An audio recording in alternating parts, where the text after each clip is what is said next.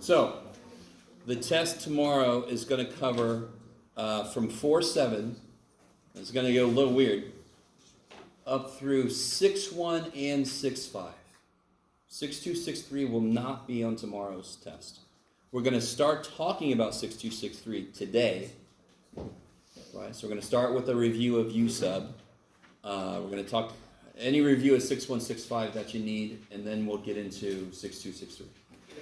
You guys all with me? Okay. The homework for 6-2, 6-3 won't be due till the final. There won't be any questions on 6-2, 6-3 on the test tomorrow, but we're going to start talking about it today, just so we have enough time to finish it on Wednesday and then have time for review for the final. Okay, how's everybody doing? That's the plan for this week. Okay. Before I jump into anything, any questions from the quiz, from homework, general questions? Yes? 1B on quiz. Which one? 1B. Oh yeah, we talked about that a little bit. Everybody, you do the same thing on 1B. What do you always do before you bless you? Before you bless somebody, you simplify. Yeah. Simplify. So yeah, so what really kills me is I'm not sure why this problem is really as hard as it is. So just simplify. So for example, in the homework you see stuff like this.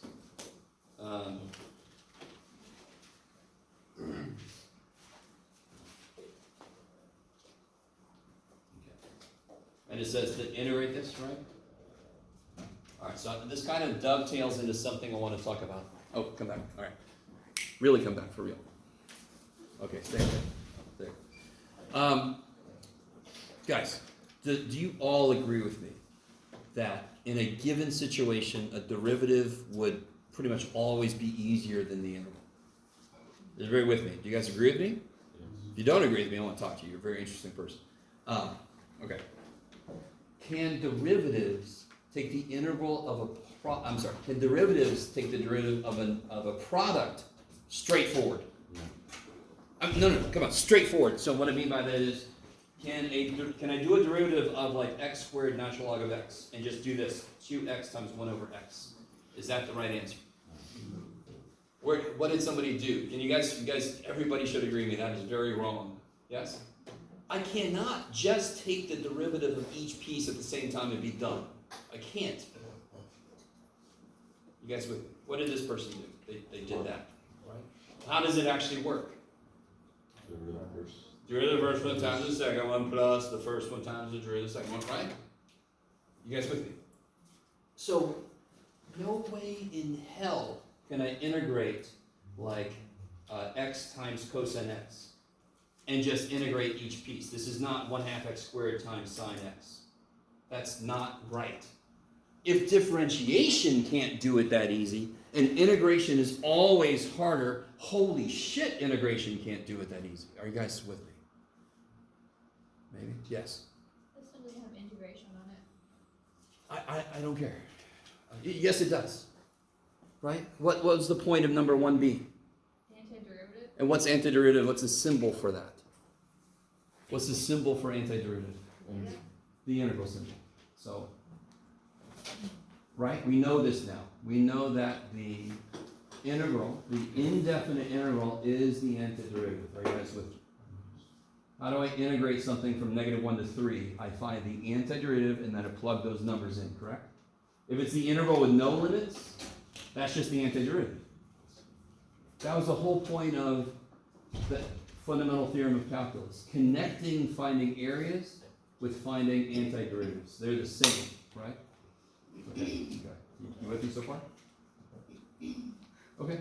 So when you see that symbol, when you see this symbol, what is it asking you to do? You can answer me 2 different ways. It's asking you to find the area under that. Great.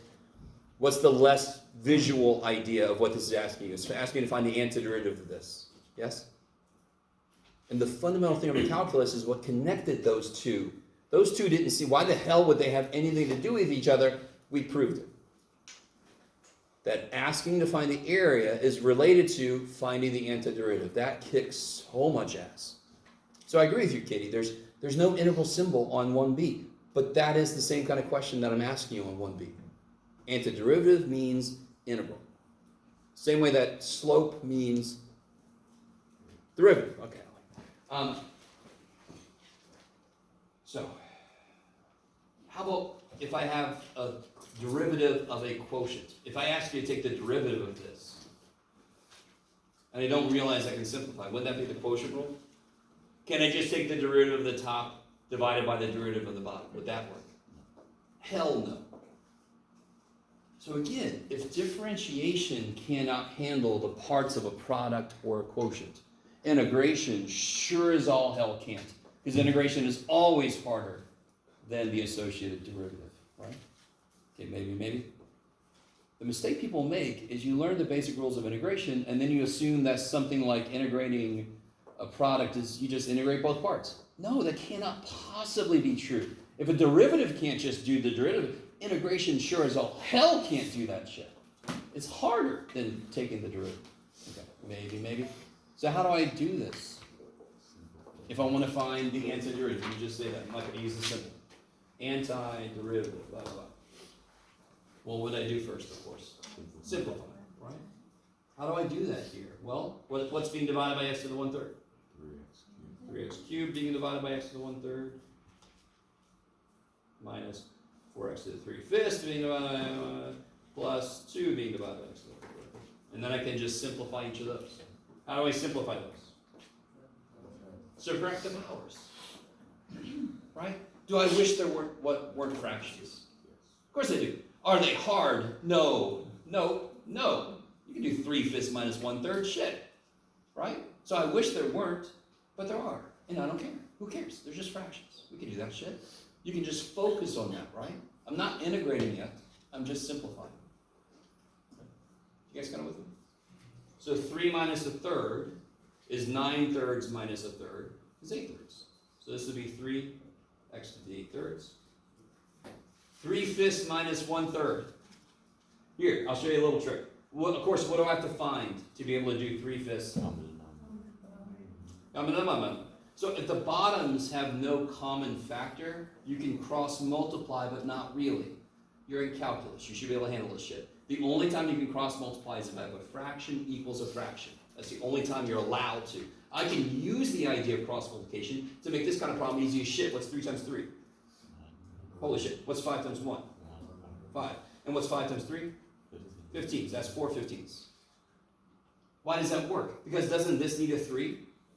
Doesn't this need a 5? So if I cross multiply, I actually do that. But I have to be able to put it over the product of the bottom. That's a shortcut. Do you have to do it that way? No, you never have to use a shortcut. But is it, some of you guys, hopefully that makes sense. That does save you a few precious seconds. What the hell, right? And you can do the same shit even if these have common factors, because you'll just reduce whatever the shit you get. Who cares? Okay. So this is 3x to the 8/3 minus 4x to the 4 15s plus 2x to the negative 1/3. Right? The 1/3 x's just come up, yes? And then you anti-differentiate that. Or better yet, take the integral. Now that we understand those, we do the same thing, right? Hey. Is that all right? So dear God, so if I ask you to take a derivative, you simplify.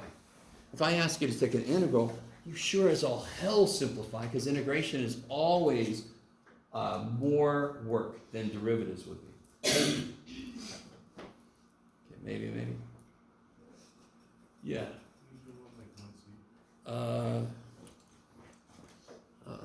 Okay. So the what part of 1C gave you trouble? Oh yeah, okay. If I ask you to find the antiderivative of something, it doesn't matter, of some function, what do you think to yourself? You think backwards, of course, right? So really, if I ask you what's the square root of 81, what do you actually think to yourself? What times itself? You think backwards. What's the opposite of square rooting? Squaring. So you actually think, what would I square to get 81? Here, what would I take the derivative of to get the function I'm looking at, right? Antiderivative, it makes sense, I'm going to think backwards. So anytime you see an integral, it's actually just asking you, what's the function whose derivative is this shit? Square root of 81. What's the number that you square to get this shit, right? Inverse functions always act that way. So, what do I take the derivative of to get secant x tangent x? So what is the integral secant x tangent x?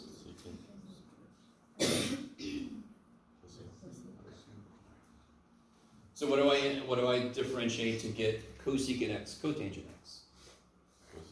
Almost.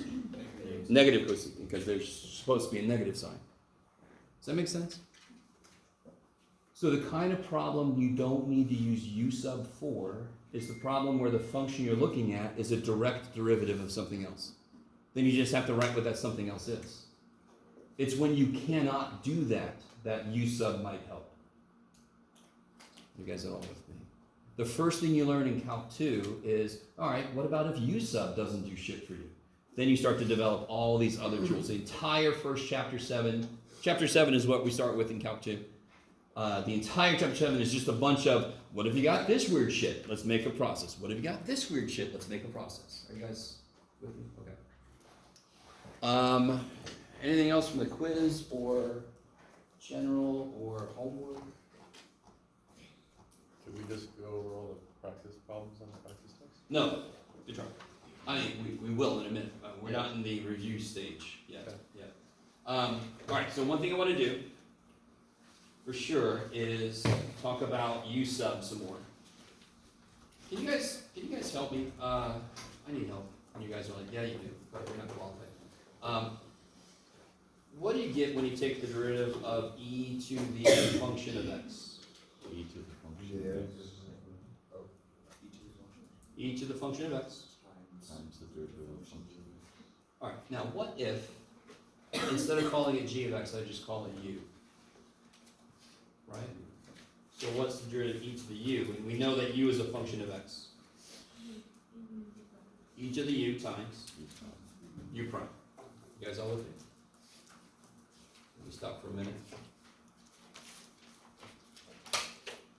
Okay. And another way to say this, all right. That's one thing I want you to realize. So watch this. What if I had to integrate 2x e to the x squared minus 7? Do you see how there's an inside function of the e? What if u was x squared minus 7? Why is there a 2x there? Because if u is x squared minus 7, yes? That is the inside function, correct? And do you all agree with me the answer to this has to have e to the x squared minus 7 in it? Because what happens when I take the derivative of e to the stuff? Isn't e to the stuff always there? Times other shit, but e to the stuff is always there. So if I let u equal x squared minus 7, what is the derivative of u? 2x. Yeah, and let me make sure you guys really understand. Du dx is 2x, yes? You guys all agree? Instead of writing u prime, I could write du dx, yes? And all we do, why does this make sense? There's a dx there. So let me multiply dx up. Now I see what I need. Do I have what I need? Can you find 2x dx in there? Yes. So all we're doing, wasn't this easy as shit? Why was this easy? Because I didn't tell you what u was. So for the derivative, you just have to write time. You don't even have to do its derivative because you don't know what it is. So isn't this in the form of e to the stuff times the derivative of stuff?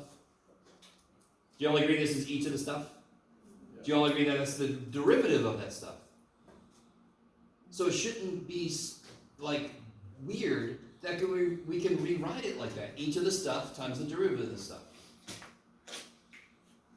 It might feel like you're cheating a bit because doesn't that look a hell of a lot better than that did? But they mean the same thing. If that's the stuff, the derivative of the stuff is there. Well, if that's the stuff, the derivative of the stuff is there.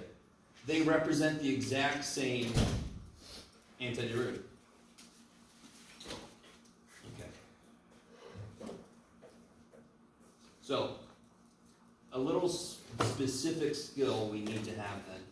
If u is sine of 4x, what is du?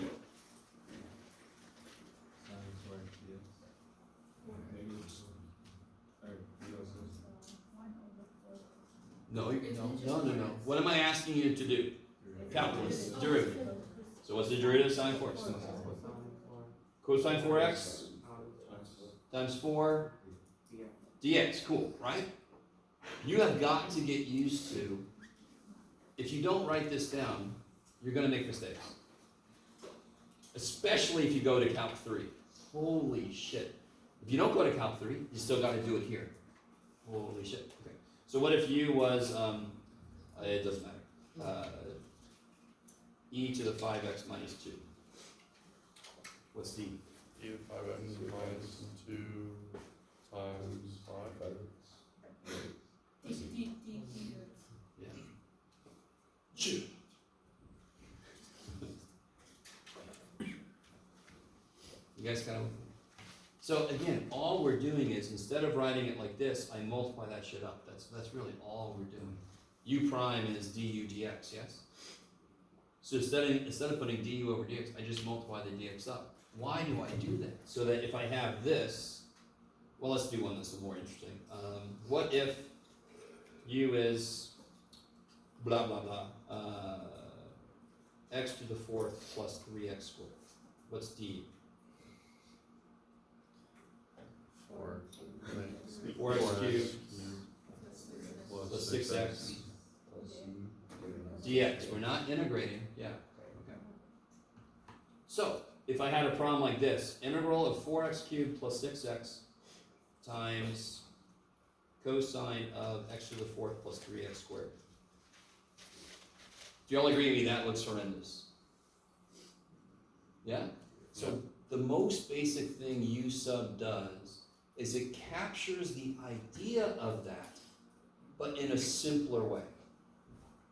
Do you all agree that if I had that, this would be the chain rule piece? We just figured that out, right? So what this really says, this is the key step right now. All this really says is the integral of cosine shit. If I call that u, what's this other stuff? du. So these both say the same thing. This says the integral of cosine shit d shit. Yes? What does this say? The integral of cosine shit d shit. It says the same thing. It says the exact same thing. Which one's easier to look at? Okay, so Asa, don't do you, so just go for it. I love it. The bottom one is easier to look at, yeah? And what is the integral of cosine u? Yeah. Sine u. Let's see. Not negative. Why is it not negative? Because I'm not taking a derivative. Whose derivative is cosine? Sine. Yeah.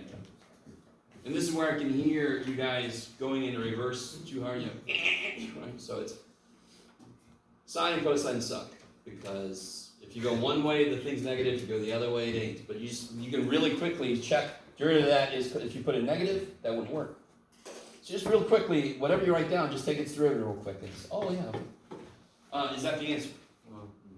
Why not? Gotta plug shit back in. Gotta plug shit back in. That's right. So the 4x cubed plus 6x goes away? It doesn't go away. If I took this guy's derivative, what would happen? You'd come back. It would be there. Yeah? So all this u sub does is it gathers all this weird derivative chain rule shit into one piece. That represents the derivative of the inside, yes? If the inside is this, that's the derivative of the inside.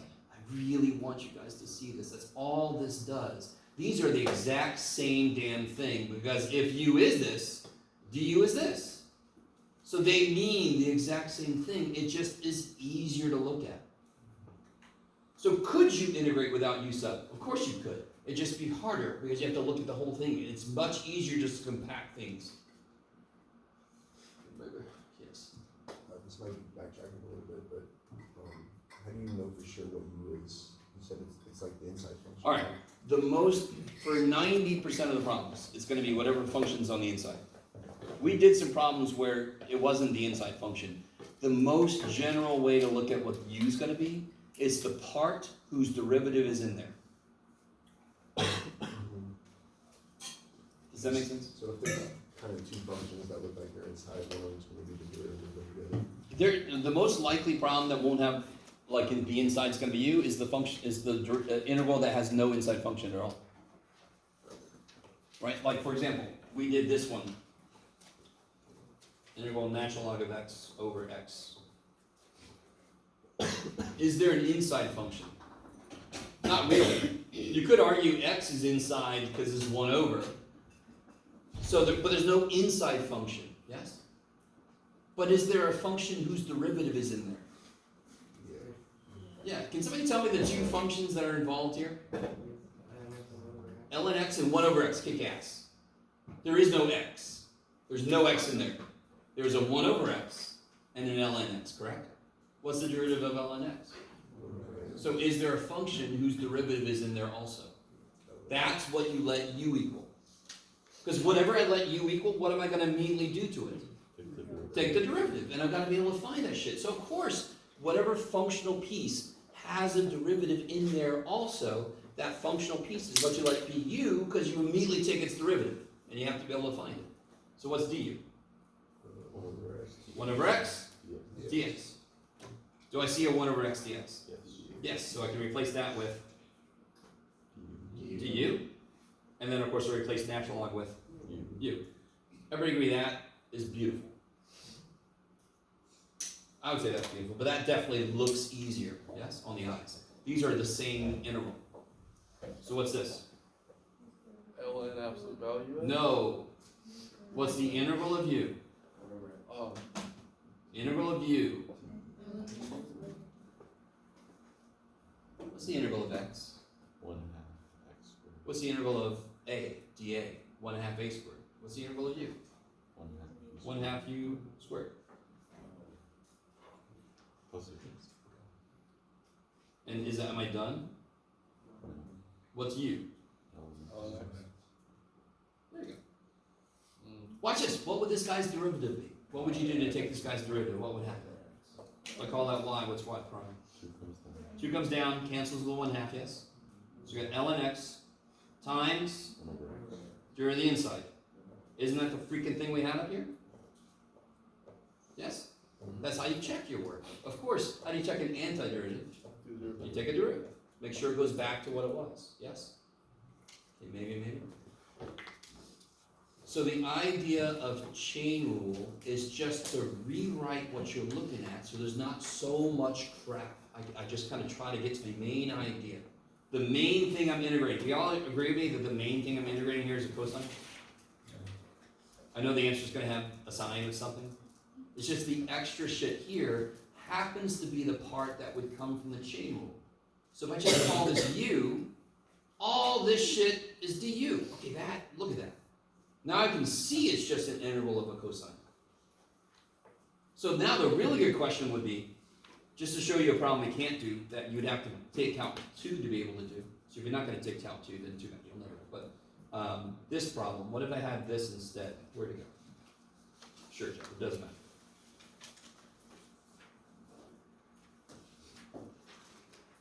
Can anyone see what's wrong with that? 2 variables. Huh? I think you said it. Huh? The derivative is not in there. What would you let u equal? X to the fourth minus 2 is 2. And what's its derivative? 4x to the third. So you ready? The derivative of x to the fourth minus 2 is x cubed shit. Yes? Constants don't matter. Do I have an x cubed out here? No. You could then go, yeah, I do, Jeff. Let me just do this.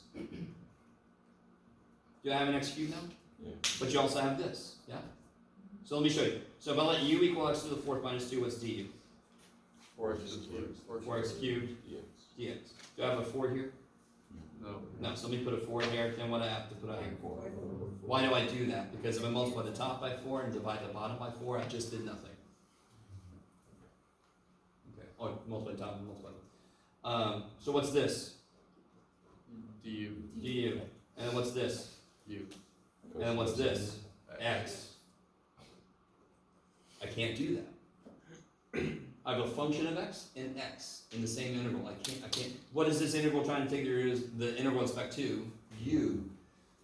So if you ever try to do u sub and an xp stays alive, it's either not doable or you made a mistake. You guys kind of with me? Yeah. So when would you be able to do this kind of problem? Pretty soon in Calc 2, you learn a method that you can do this. So when u sub fails, there's an immediate next thing. You learn that in section 7, the very first thing you learn. Yeah, okay, sorry. But do you guys see how to identify? You can't integrate this directly. Why is the answer to this not just 1/5 x to the 5th sine of x to the 4th minus 1? Because that's not how differentiation even works. I can't take the derivative of parts. Okay, sorry. You guys kind of with me?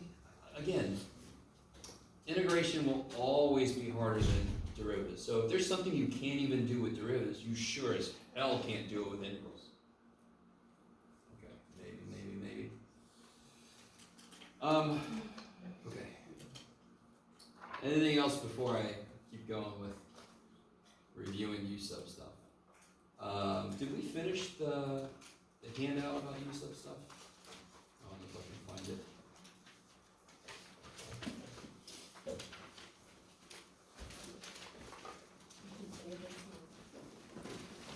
Here it is. No, it's not. Shoot, I don't know if I have it.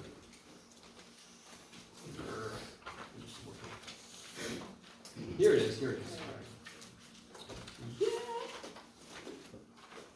There was like, we sort of talked about this first one, but we really didn't do it. Did we do this one? I don't think so. All right, let's do this. You guys try on number 2. If you don't have this paper, then you might be SOL right now. We did them all. We did all of them? Yeah. Oh, sweet. Okay. So, yeah, if you don't have this paper, you're going to want to see me or email me or something. Because if I were you, I would have this blurry paper sitting next to me while I was doing homework. You can just kind of follow the idea, right? All right, so let's do a couple of u sub examples.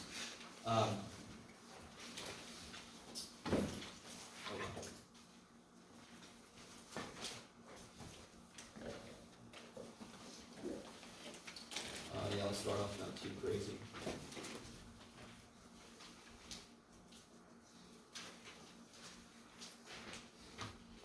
By the way, okay, let me make this really clear. That's a x times the cube root, yes? It's not x cubed, okay.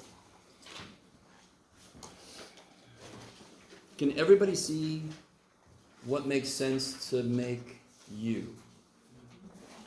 In fact, let me rewrite it just to make sure everybody sees. How would I rewrite the cube root here? 5 minus 3x squared to the 1/3. Yes. Okay, so now it's really clear what's happening. So 2 reasons why you would make u equal to this. The most immediate reason is it's the part that's stuck inside something else. That's the first level to look for, right? Most problems, that's going to be what you make u. And the other more important reason is what's the derivative of this? 6x. Yeah, you ready? What's the derivative of this? Stuff x, yeah? Number times x. You guys agree with me?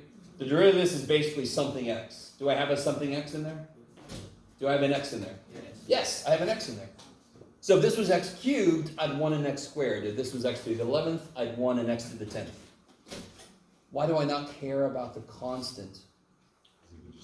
I can just make that show up anytime I want to, because I got that power. Okay. I can multiply the outside by a fraction, make the number show up that I need, right? So constants don't bother me. I need the functional part to be there. If that wasn't there, you can't do this shit until you get to Calc 2. Because would u sub work? No, because if that wasn't there, it doesn't have its du piece here. U sub wouldn't work then. All right, so help me out. What do you let u equal?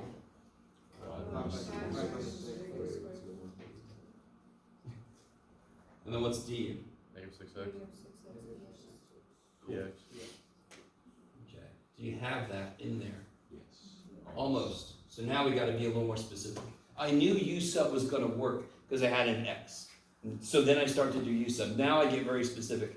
Do I have exactly this in there? So we put negative 6 and then a 1 6 on the outside? Yeah. So I need a negative 6x, yes? Mm-hmm. So if I put, let me rewrite it. If I just put a negative 6 here, I better do what at the same time? Cancel it out.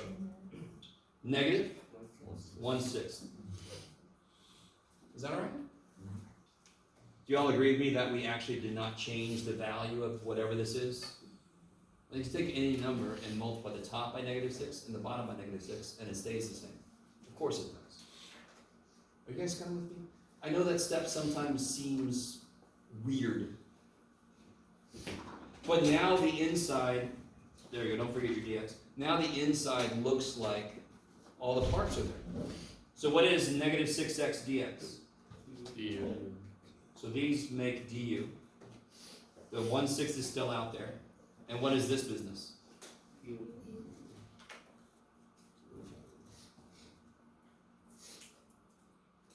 So again, this is the derivative of this. That's what this says.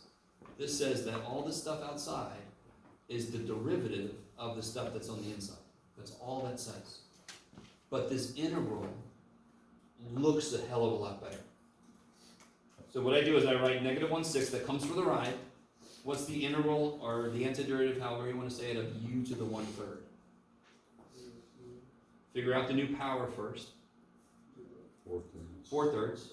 So then what's in front? 3/4. 2, I'm sorry. Oh, plus, okay. And then just simplify this, right? 3 and 6 reduce. So we get negative 1/8, and what's u? Done. And how do you check your work? Take the derivative, right? How you guys doing? You guys doing okay? You guys cool with what happened here? Just reduced there, right? Yes. I had a question from the homework. Do it again? I had a question from the homework. Sure.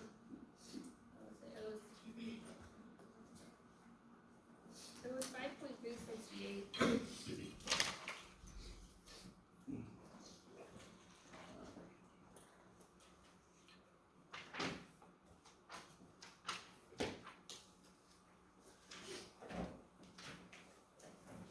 So we got that there. 68 right here.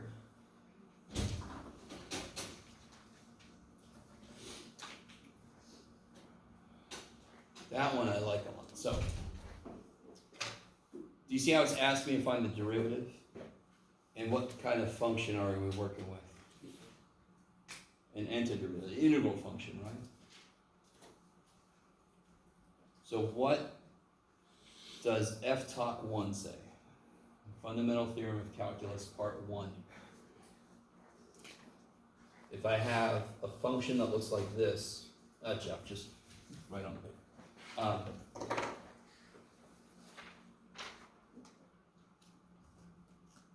If I have a function that looks like this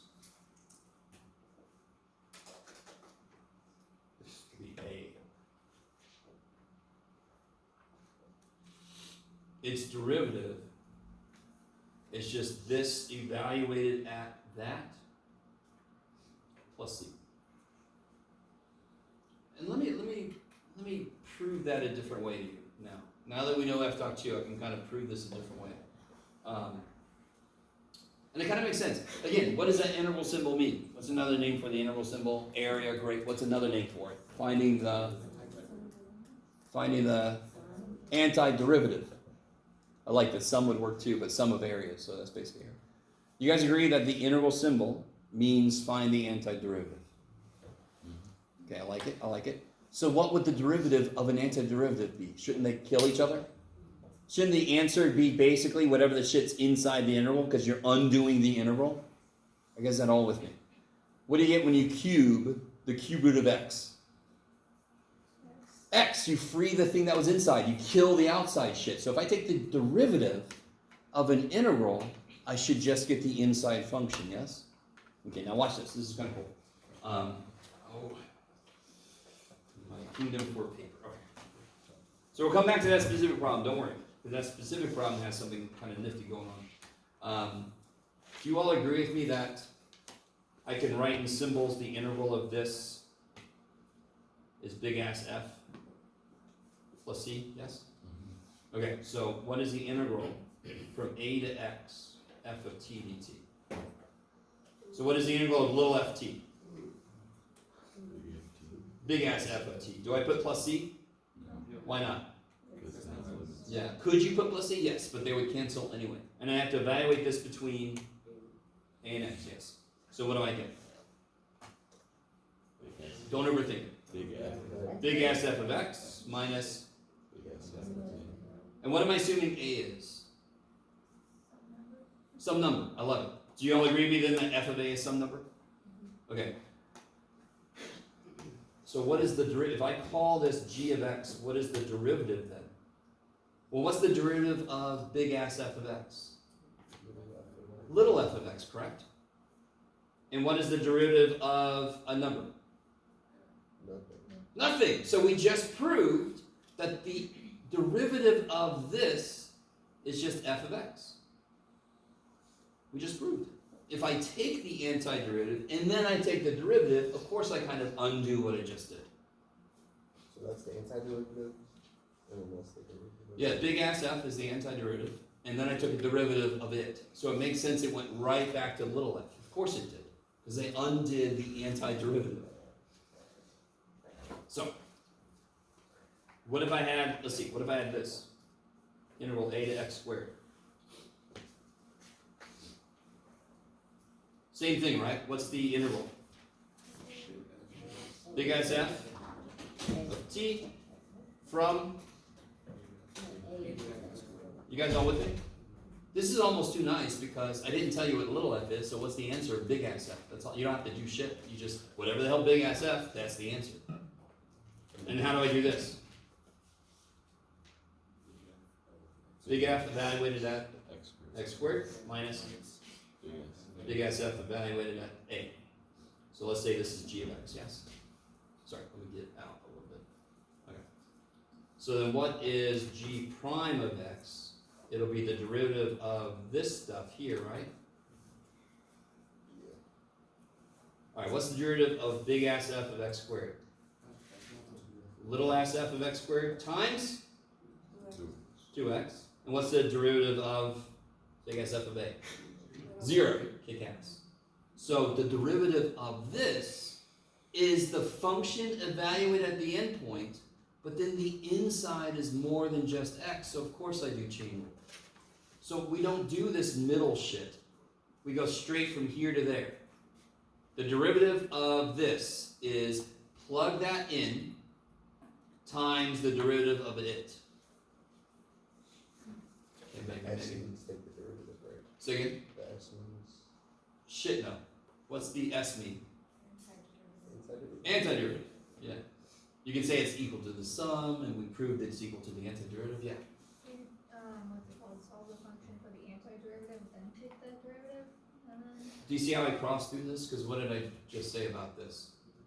This is me kind of proving why it works, but we don't do this shit. Yeah. Why don't I do this shit? Because sometimes I can't even take the integral of something. Watch this, watch this. If I ask you what's the cube root of 117.94978, and I want you to do this problem by hand, would you do this first? Yeah. Would you cube root this first by hand? Why would you not even need to? Because these two cancel. So why wouldn't I do this if I was given a function? Because big ass f is sometimes really hard to figure out, and I'm going to undo it anyway. What's big ass f mean? Antiderivative. And what is the question I'm trying to figure out? What's the derivative? So why would I do the antiderivative when I'm going to undo it? Why would I do the cube root when I would undo it? That's the easy way. I don't have to do the cube root and then cube it. That's insane. Okay. So let's do this. Let's look at this problem. Okay. One thing I want to say. I can't remember if I said this. This is in the book, but let me just make sure you guys understand. If I go from A to B, see if this makes sense for you guys. If I go the other way, then this is the negative. And the reason that makes immediate sense, remember where this came from?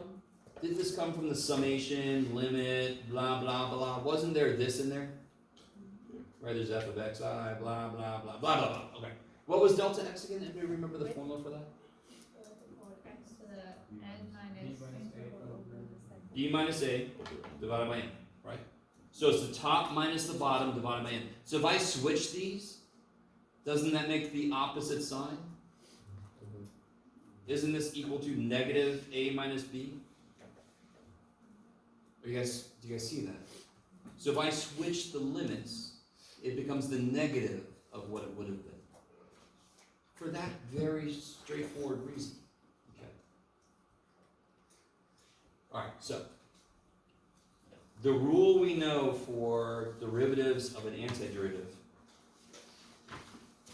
looks like this. If I have the integral of number to x of f of t dt, and I want to take that guy's derivative, it's just f evaluated at the variable part, right? You guys with me? So if I have something in this form, that's its derivative. That's the rule for how to take the derivative of an integral. Just like we learned the rule for how to take the derivative of sine. It's the rule. So if it's sine x, what's its derivative? If it's sine of x, what's the derivative? Cosine x. If it's sine x squared, what's the derivative? Cosine x squared times 2x. You with me? So the derivative of integral with an x in it is f evaluated at x. So the derivative of, yeah, Jeff, you can do it. This with an x squared in it. So if I want to take the derivative, what's the rule for integration? It's evaluate this at the endpoint, but then what rule comes in? The rule doesn't give a shit what kind of function you're working with. If the inside is more than just x, chain rule comes in. That's its own thing. It's always lurking in the background like, look at that shit. So it's more than just x inside. I've got to multiply by its derivative. If you remember, I just proved that was true here. Okay. Yes? Just to clarify, because your X is kind of like T's, Yes. it's X's, not T's. Yeah, this is T. Oh, it is T. Yeah. Okay. And real quick, does it make sense? Okay. Very quick thing about this function. I like that you said it. I'm given a function. I'm given f, yes? And I'm trying to take the derivative of the integral of this up to x. You guys with me? If I ask you to graph this for me, I'm hoping you would graph this. From a to x, and this is f of t. This is the t-axis. Why do I need there to be a t there? Because x controls how far I want to go. How could it also control what this function looks like? It can't do both. I'm given a function. It's its own thing. The only thing I'm allowed to change is how far I want to go on the x-axis. So that's why this has got to be a different dummy variable. It's got to be its own thing. The function has to exist by itself, and then I'm controlling how far I want to go. I'm not allowed to also control what the function kind of is being evaluated at. Okay, all right. So coming back to the actual question. What form integral can we take the derivative of? The integral from? Yeah. The integral from? a to x or something, right? Okay, what's wrong with this then? Where is the variable? The integral we're able to handle has a constant down here and a variable stuff up there. What's the immediate problem with this? Has variables in both. So the rule can't handle this. Sort of like, can you handle x cubed derivative? Shit, yeah, give me that. Can you handle 3 to the x? Can you handle x to the x's directly? No, because it's kind of like both forms. This thing is not really in the right form. So here's the idea.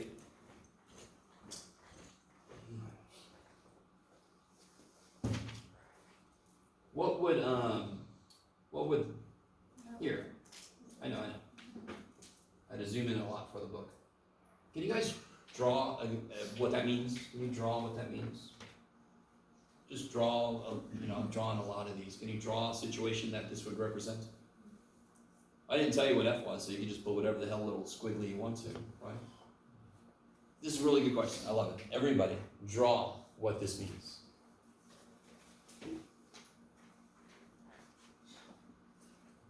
What did I bring? Oh, I brought some beer. Don't tell me. No, drink this.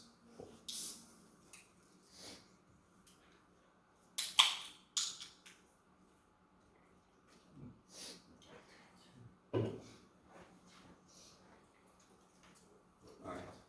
Does someone want to show me what you drew? What did you, or describe it to me, or draw it on the board or something? What do you guys think? Anybody? Yes? I just drew a graph and made it. How did you draw it exactly? Did you put it up here? Yeah. Yeah, okay. Waha! Yeah. Okay. So what's this? And What's this? No. Oh, I'm sorry. You're all like, come on, man. And then one last thing you could do, what's the actual answer to this going to be visually? Shaded. Yeah, kick ass. All right, so that's what that means. So here's what's nifty. Do you all agree there's a number in between A and B? There must be, yeah? Because we're assuming they're not the same. By the way, if A equaled B, what would the answer to this be? 0, because there would be no width. There would be no area. Okay. Do you all agree there's a number in between A and B then? There must be for this to be some valid interval. Yes? Okay. So let's see if you guys are cool with this. How would you designate this area? That area by itself. What would you write calculus-wise to represent that area? Integral from? A to C. And how would you represent this area? Plus C to B. And if I add these together, don't I get that? Okay. So I can always do that to any integral. When does it make sense to do it? There's actually quite a few times. The most immediate reason you want to do it is if you have some piecewise function where it does this and then suddenly it hops up to here. So then you want to integrate from A to C and then from C to B. You guys see that? Because this would be the first integral and that would be the second integral. Okay, so but piecewise functions suck. They just do. I don't like them. They're evil because they kind of hide the fact that they're actually multiple functions. So coming back to this problem. Do you all agree with me that there's a number between 1 minus 2x and 1 plus 2x? For any x, those are not the same number, yeah? What do you want to call the number that's between them? C, kick-ass. That's what I would call the damn thing. You can call it whatever the hell you want to, but just give it a letter, right? So the integral from 1 minus 2x to 1 plus 2x, I don't know if you guys can see that. Yeah, sort of. Of, what was it? T sine t? By the way, you guys, are you currently able to integrate this? No. What should be inside the sine? This is a neat question. What should be inside the sine, and then we could do it? T squared. Do you guys see that? So this is an integral I cannot currently do. Well, I mean, we cannot currently do in this class. But it doesn't want me to do the integral. It wants me to find the derivative. So of course I'm not going to do the damn integral, right? But how do I have to rewrite this? You all agree with me that somewhere between 1 minus 2x and 1 plus 2x, there's a number. Because these are not the same number, so there must be a number between them. So let's see. I could rewrite this as the integral of what to what? 1 minus 2x to c plus, oh, 1 plus 2x, thank you. T sine t. Do y'all agree with me that this sucker right here is in the right form? Isn't it from a constant to some variable expression? What's wrong with that one? The wrong The limits are in the wrong place. So what did I show you earlier? Flip them and make it negative. And then you can apply the rule to both pieces. That's all I'll say for that problem. I want you guys to finish it for homework, but that one's a little weird. You have to break up the limits because it does not follow. It's not in the form constant to variable expression. So of course you can't use the rule. It's not in the right form. It's like x to the x. But thankfully this one I could just break it up and then suddenly this one's immediately in the right form. Can somebody tell me what? Yes, sir. Yeah, I was about to. Can somebody tell me what the derivative of just this one would be? What's the rule say to do? Plug this in.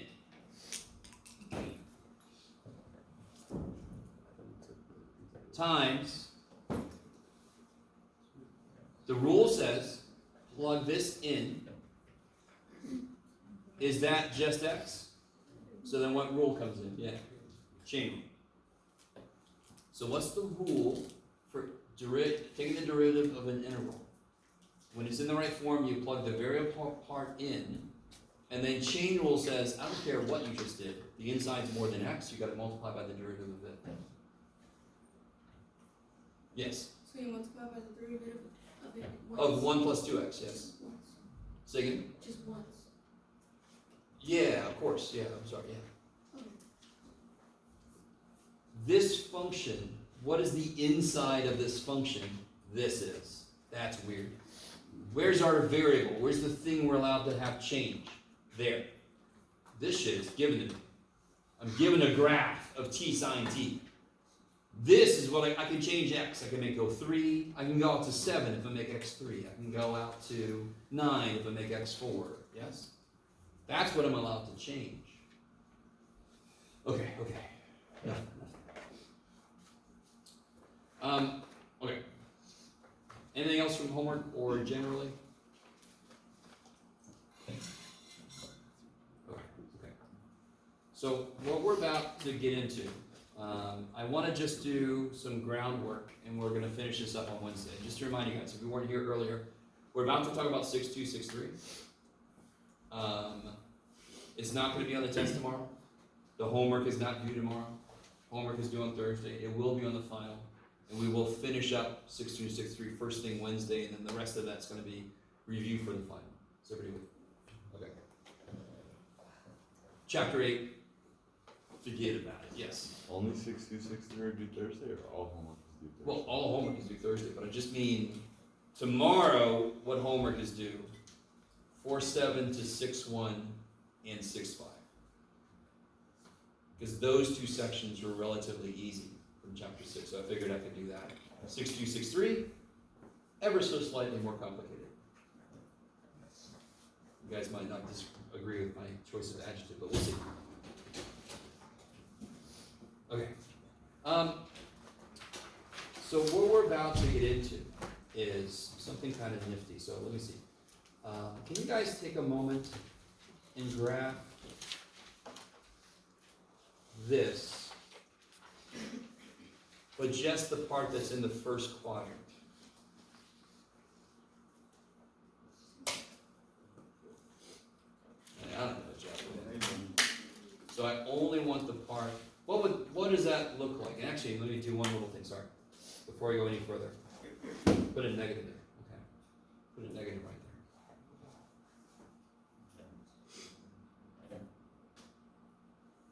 So what's it going to be? What would it look like? What's the general shape of this going to be?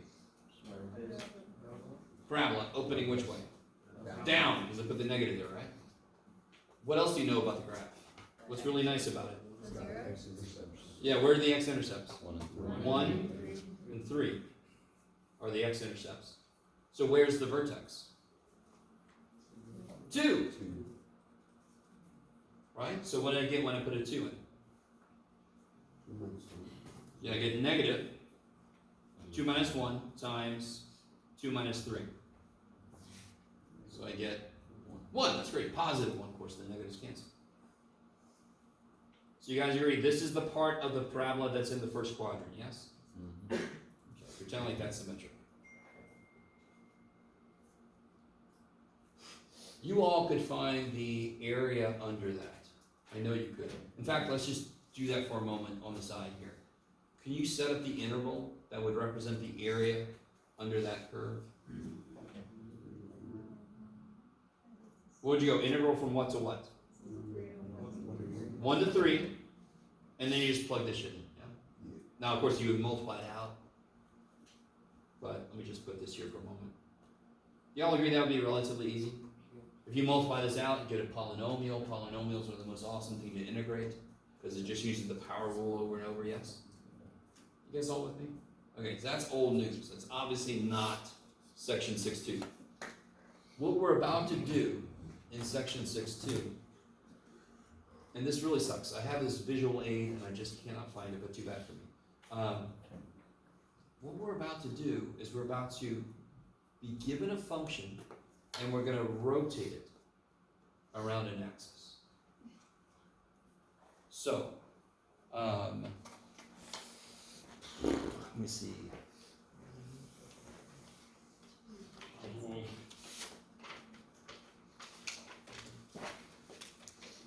Roughly. So if I have this and I rotate it, I'm going to get this like football. If I rotate that, I'm going to get like a football shape. You guys see that? If I rotate that around, literally, this is the function I've got drawn. Pretend like this is the function I've got drawn, and I rotate it around. I'm going to sweep out this volume. It's going to look like a football. You guys with me? I like it. You guys are, I like, so your faces are like, I'm with you, but I don't like this. Yes? So it's continuously moving then? No. We're curious if I did rotate this shape, and I've got some animations I'm going to show you in a minute because that was shit. If I did rotate this shape, I want to know what the volume of that shape is. That's going to be our goal, is to figure out what would the volume of that shape be. Yes? So we're working with 3D figures. Yeah, but the nifty thing is we're going to use one-dimensional integrals to calculate three-dimensional volumes. So we're not going to suddenly do 3D shit, yes? Okay. If you're going to Calc 3, you're going to have triple integrals because you're going to live in three-dimensional space. We're not doing that. Okay, so stay with me. So everybody got the idea? Let me show you a better visual. Got a football in my truck. You get it. What's up? Got a football in my truck. You get it. Football, what I heard you say was football in my truck negative. I don't know. Got a football in my truck. I can go get it for you. Football of your truck. In my truck. In your truck. I can go get it for you to show the 3D figure of that. Oh, I see. Thank you. Oh, I see what you mean. What I've got, the visual I've got, sorry, it's good to hear, is, have you ever seen those Christmas decorations that you unfold it and this big poofy? All right. So, like 10 years ago, a student got me one of those because they kept talking about like I couldn't find it. So she got me one of those, and I've been using it ever since. I have no idea where the hell it's gone. But it basically looks like a parabola, like half of a circle, and then you open it up. That's what we're doing, is we're rotating it out, and then we're seeing how much volume did we just make when we did that. The reason this isn't truly a 3D problem is because it's the same shape repeated. If I had some funky ass three-dimensional shape, I couldn't do this shit because it's not the same shape repeated. That would be Calc 3. Okay. So let me see. Let me zoom into this thing. All right. So I've got here, let's see, where do they tell me where the function is? Blah, blah, blah, blah. Oh, 4 square root of x. I've got that graph. You with me? That's what that is. That's the graph of 4 square root of x. Let's see if this makes sense. The square root of 1 is 1. So then the square root of 1 times 4 is 4, yes? Okay, so they graph that. I've got the graph of that. Okay. Maybe I should put it here. I can actually put the same graph. Let me change this. Let me just put the one we just had. What was it? Negative x minus 1, x minus 3? Yes. Jeff, you could do it. Square. All right, and I only want, this is the part I don't know if I could change. Where is it set? Probably don't want to do that yet. Okay, I haven't played with this stuff.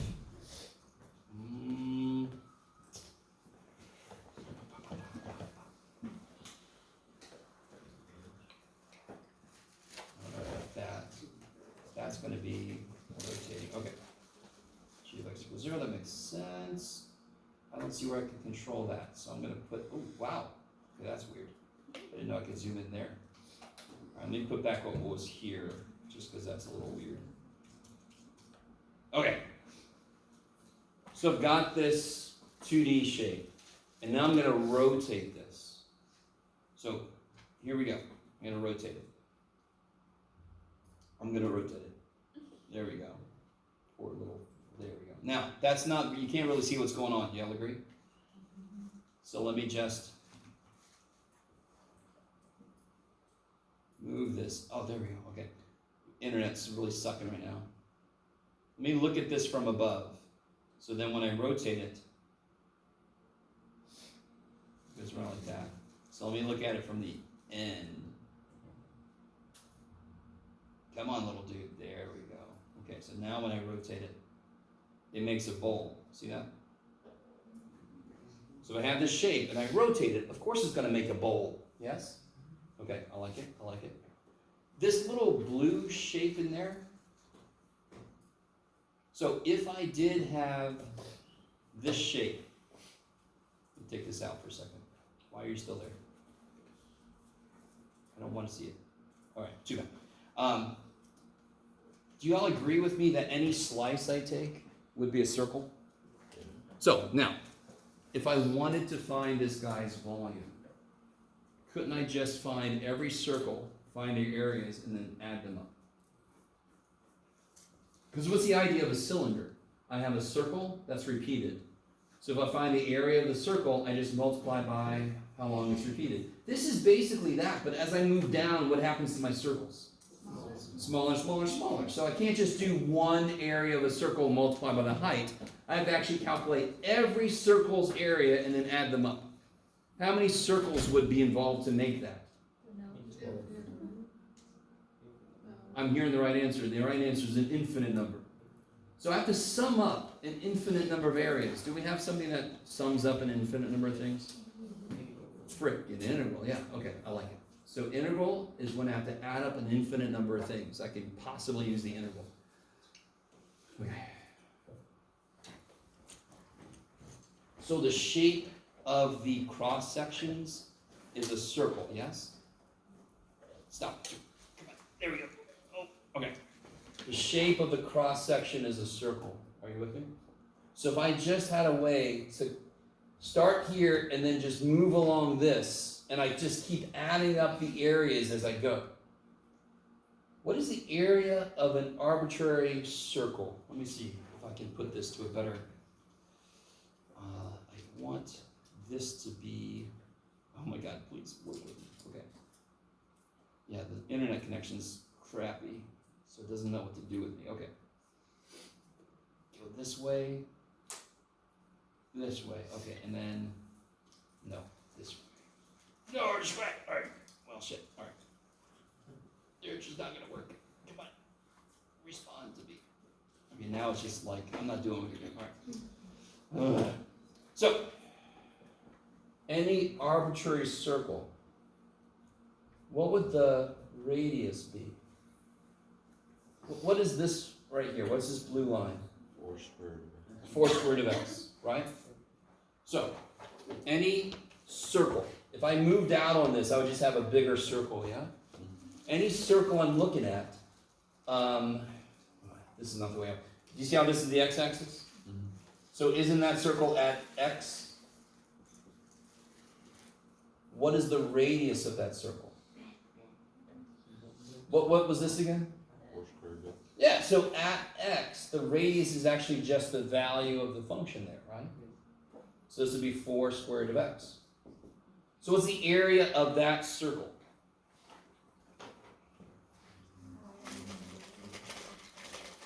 There we go, I think you're good. So this is 4 squared root of x is the radius, and this is x. What's the area of that circle? 2 pi. What's the area of any circle? Pi Pi r squared. So pi, and what's r? 4 squared root of x. Do you all agree with me that if I keep moving, as I keep changing x, this represents the area of every circle that I go through? Okay, so what do I want to do then?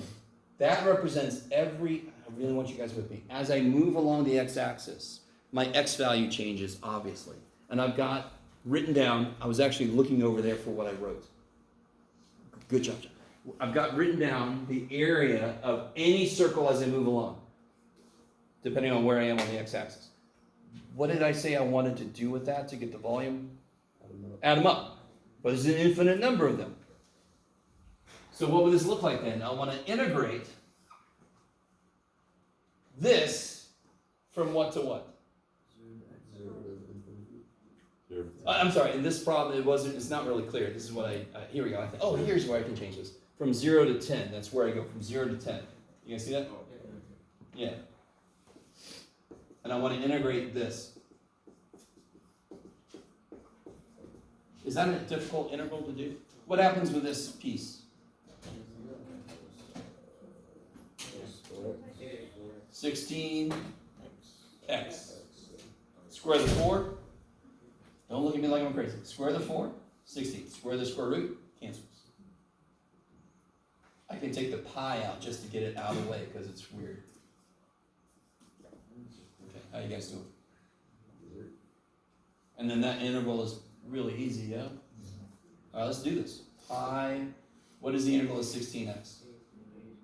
Yeah, it would be 16x to the 1/2 divided, 16x squared divided by 2, so you get 8x squared from 0 to 10. So now you just plug a 10 in, plug 0 in, and you get your volume. You stop for a minute. That was a lot, I know. But it actually, the beautiful thing is, it is that simple. You figure out the radius. And by the way, what did I rotate around for this problem? Let me come back. What did I rotate around? Yeah, I rotated around the x-axis. Right? So the radius is going to be how far from the x-axis the function gets. Yeah? Radius is always how far from the rotation did you get. Okay, I like it. So that's basically what a circle is. It's just a big ass rotation. Radius is how far from the center of rotation. How is it 4? Say again? How is it 4 root x, the radius?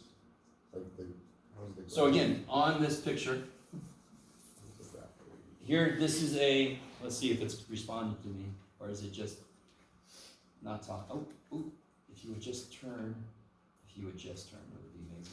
There it is, okay. Right there, okay, beautiful. See the circle? Yeah. Okay, the radius would be, oh, this is back, let me see. Can you do one thing for me?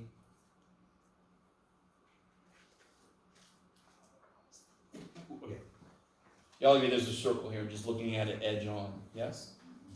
The radius is this, because this is what I'm rotating around. So this is like the center. So what is this radius? How far, for any x, how far up do I go? Where do I stop? What wall do I stop at? At the 4 root x? And this, this is 4 root x. So then how long is this? Isn't it just the output? Yeah, it would just be 4 root x. So if I had a different function here, it would just be whatever that function is. Okay, like, in general, the radius is Draw from the rotation axis out. The radius is just how long that thing is you just drew. Okay, I like it. So in one sense, this is almost too nice to believe. Area of a circle is easy.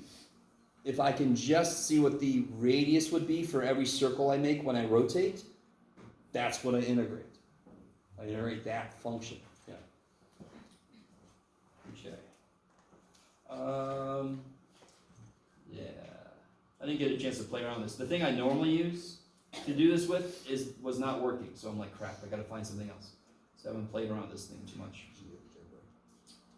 Okay, so let's do this. Let me give you. Let's go back to this. Yeah, let's do this. Let's do a couple before I give you the handout. So, for example, this guy. I'm going to rotate it around the x-axis, right? You don't have to draw any 3D stuff. You really don't. If I rotate it around there, every circle is going to be, like for example, at this x value, I would have a circle that looks like this. So if I rotate this around, well, that's a little too far, but you get the idea. Then my circle slice would look like this. The radius would be from the center out. So if I go from the center out, how far did I just go? Yeah, this thing. Let's clean this up a little bit. This would be negative x squared plus 4x minus 3. Okay. And you can check me on that. So the radius would be negative x squared plus 4x minus 3. That would be the radius. So I start at the axis of rotation, and then I just draw a line until I hit the wall. And I just say, how long is that? So how would I set up? Now this wasn't the answer. That was just me saying, here's some old shit. Now I want to find this volume. What would it integrate from to? You can do it. So I'm letting x move along, right? So x goes from 1 to 3. And it'll be pi r squared. Let me just write this first. And what is my r? What did we just figure out r to be? Yeah, negative x squared plus 4x minus 3. Squared, that's the part that's going to be really exciting. I'll let you guys think about this. You never have to draw any 3D anything, because it's just the same shape repeated.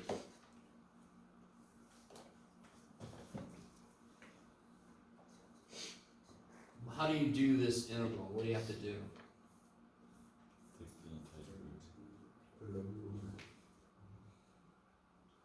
How would you take the derivative of this? Would the 2 come down and you're done? No, you have to multiply by the derivative inside, right? So to integrate this, it's not going to even be that easy. I mean, that... Is this just this shit to the 3rd power over 3?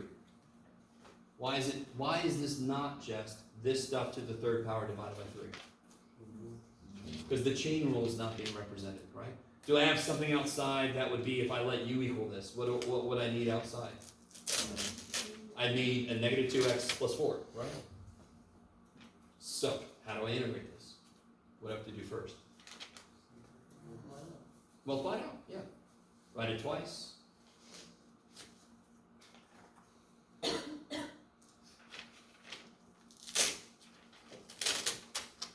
Now, I know that's not very exciting, but it's what I have to do, right? So that's just kind of like, you know, not a big deal, just have to do it. And then the interval is going to be relatively easy, yes? Let's see, I really don't want to do this, but do it. Let's see. So the x to the 4th minus 4x cubed plus 3x squared minus 4x cubed plus 16x squared. I mean, you guys got it with me? This is just almost busy work, really. And then plus 3x squared minus 12x plus nothing. You can collect and gather all that stuff together, and then you integrate. That's a relatively easy interval, right? And the last thing you do is you plug a 3 in, you plug a 1 in, yes? Okay. Once you get the integral set up, The rest of it should be relatively easy. Will some of the intervals require U sub? Of course, they'll require whatever we've learned so far. What's most important right now is, how the shit do I set this up? How do I figure out the radius? So, I want to focus on that part of it now. And then I think I'm gonna transition over to review for the next test.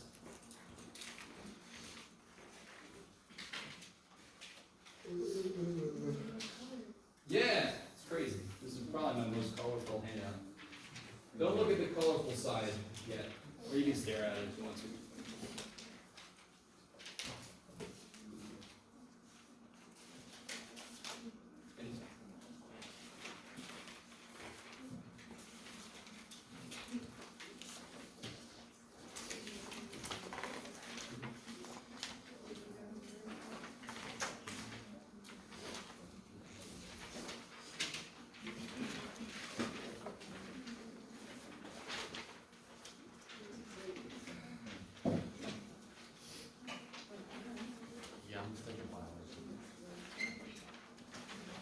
Okay.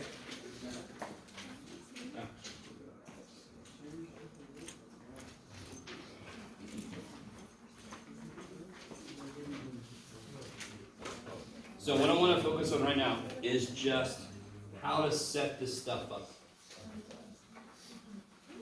The name of this is Volumes of Solids of Revolutions, because we're taking something, we're revolving it, we're getting a solid area that we're going through, and we're trying to figure out the volume. Yeah. Oh, is there somebody? Okay. We're missing a person, so we're missing a person.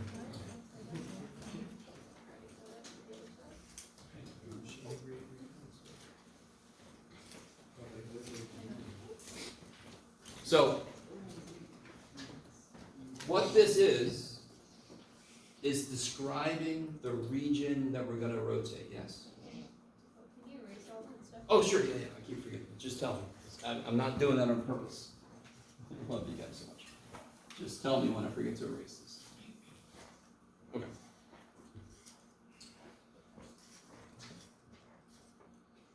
So I need to live within, one wall is going to be y equals x squared. Another wall is going to be x equals 2. What does x equal 2 look like? A line, yeah. So, can you guys, and what's y equals 0? What's that another name for? Which axis? Not the y-axis, no. X-axis. Yeah, y the x-axis. Give me a point where y is 0. Give me any point where y is 0. That's not a point. Give me any point where y is 0. 3, 0. That's what I'm going to pretend like you said. So 3, 0 is right here, yes? So that says y is 0. Where does every point have the y 0? X-axis. So what's another name for the y-axis? X equals 0. X equals is a vertical line. Y equals is a horizontal line. So y equals 0 is the x-axis, because that's where all the y's are 0. Okay. So I've got a wall at x equal 2. I got a wall at the x-axis, and I got a wall at y equals x squared. Can somebody tell me, how far do I want to draw my parabola? Where do I kind of want to stop? Where's my wall? Like this wall right here. 2. So when I plug a 2 in, what do I get for the output? 4. So 2, 4 is where I'm going to kind of stop drawing the parabola. Yes? Another wall is the x-axis, and another wall is x equals 2. Do you guys see how that defines that kind of like deflated triangle? Poor little triangle. So in these problems, they're going to define for you a region, and that's the region we're going to rotate. So the way they do it very often is they give you walls that your region lives within.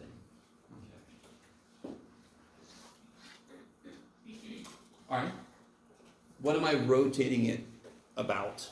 The x-axis. X-axis. So for me, I always do this for myself just to remind, I'm going to rotate around the x-axis. You do not have to draw any 3D. Let me ask you a very strange question.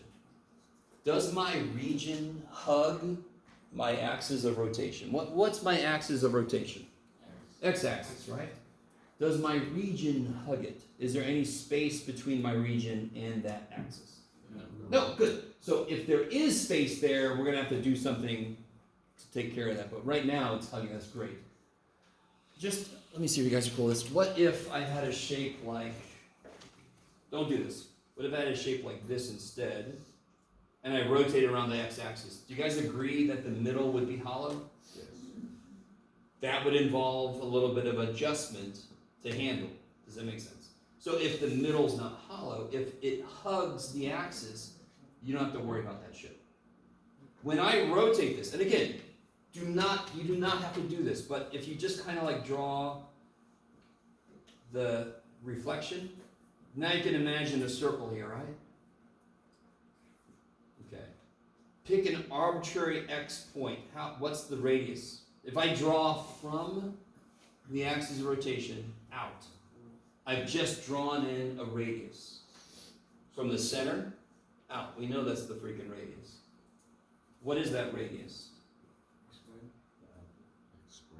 Yes.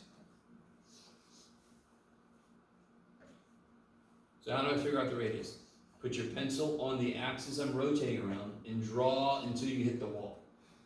And then just say, how long is that thing I just drew? So technically, I want you to see, I'm going to overanalyze this for a minute because we're going to get more complicated problems. What's this side? Isn't this x squared? And what's this side? 0. This is y equals x squared. This is y equals 0. So x squared minus 0 is x squared. That's why it's that long.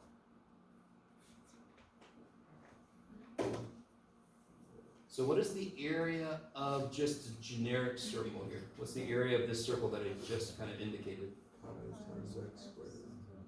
Pi times x squared squared. Good.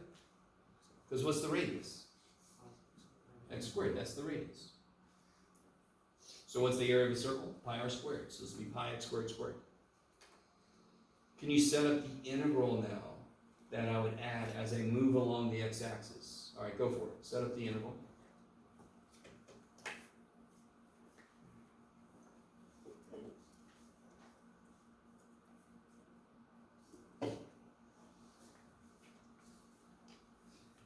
I always put pi outside just because it's a constant. I can just move it out of the way so it doesn't freak me out. What am I going from to? 0 to 2. I like it because that's how the x does. So it's pi, and inside I'm going to put x to the 4th, right? R squared. So you can see pi, r squared, and I'm adding up an infinite number of them. Now that I've got the interval set up, it should be relatively easy, right? What is this interval?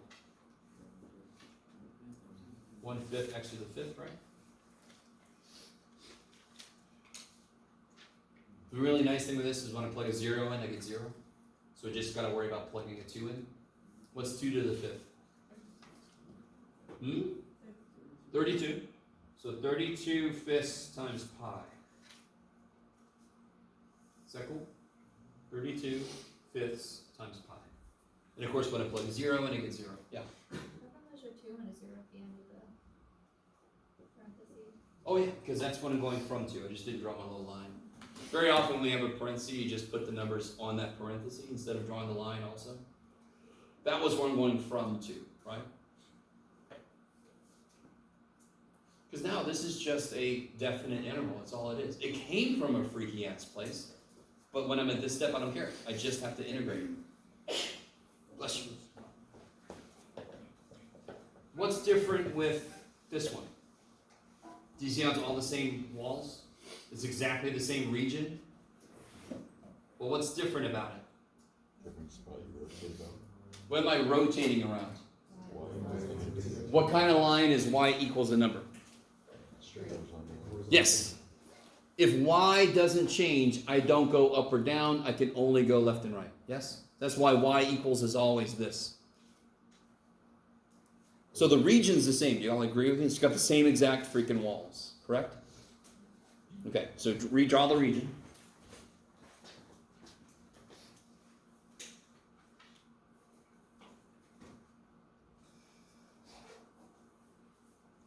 Here I was going around the x-axis. Here I'm going around y equals -2. So what I normally do is I put a dotted line at my, I'm going to rotate around this line, yes?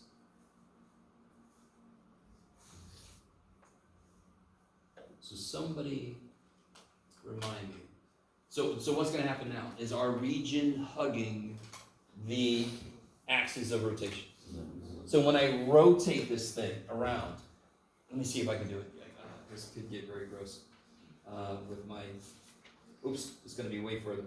So it's going to be 1, 2, 3, 4, 5, 6. So it's going to be 1, 2, 3, 4, 5, 6. It's going to be down. So it's going to look like, I'm going to have an inside that's hollow. Yes? This inside's going to be hollow. And then I'm going to have this here, like that. So if I looked at it straight this way, if I looked at it straight, it would look like that. A hollow piece in the middle, correct? Okay, now, start at your axis of rotation, right? Put your pencil on this. Because how do I calculate the radius always? Where do I start? Start at the middle, and I go out to the edge. You guys with me? If I go from here to there, let's see if you guys can do this. How far did I just go? 2 plus that, right? Yeah, I had to go 2, correct? Mm-hmm. Plus x squared. I need you to see this. Again, another way to do this. When I draw this, what's bigger, this or this? When I draw this, what's bigger, this value or this value? This value. That's the right way to answer that. I love it. The top or the bottom? Top. So this top is x squared, correct? How long is minus -2? So x squared plus 2. Or a better way to think about it, how far have I gone if I go here? 2. And then how much further do I have to go? X squared. So 2 plus x squared. My radius is now 2 further away than it was on the first problem. No, unit should be squared, right? Say again? You want to square that value. We eventually, yes. Okay. So you're going to get excited about this. This is what we call our outer. Because do you see how I have an inner radius and an outer radius? So our outer would be x squared plus 2. What's the inner radius? It's just what? How far is that? 2. So whenever you have a hollow piece, you're going to draw from the radius out to the first wall. That's your R inner. And you're going to draw from the center out to your outside wall. That's R outer. So this piece is all of this, and this 2 is right here, the inner piece. So our inner is 2.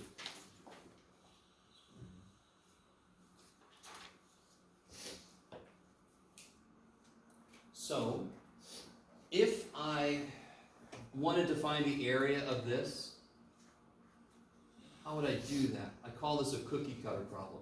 If you knew this radius, let's call this big ass R, and we'll call this little ass R. Jeff, try it, little ass R.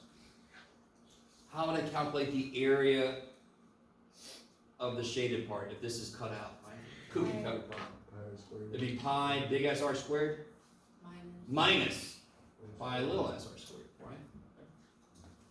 So in general, if I have something where there's a hollow piece, I've got to subtract that out. It's hollow here in the middle, so I've got to subtract that out, just like you would do in 2D. So this will be the integral. So in general, it'll be the integral a to b r outer squared minus r inner squared. It's this area minus this area. What did we say our outer square, our outer was? 2 plus 2, X squared plus 2. And what did we say our inner was, thankfully? 2. What am I going from to?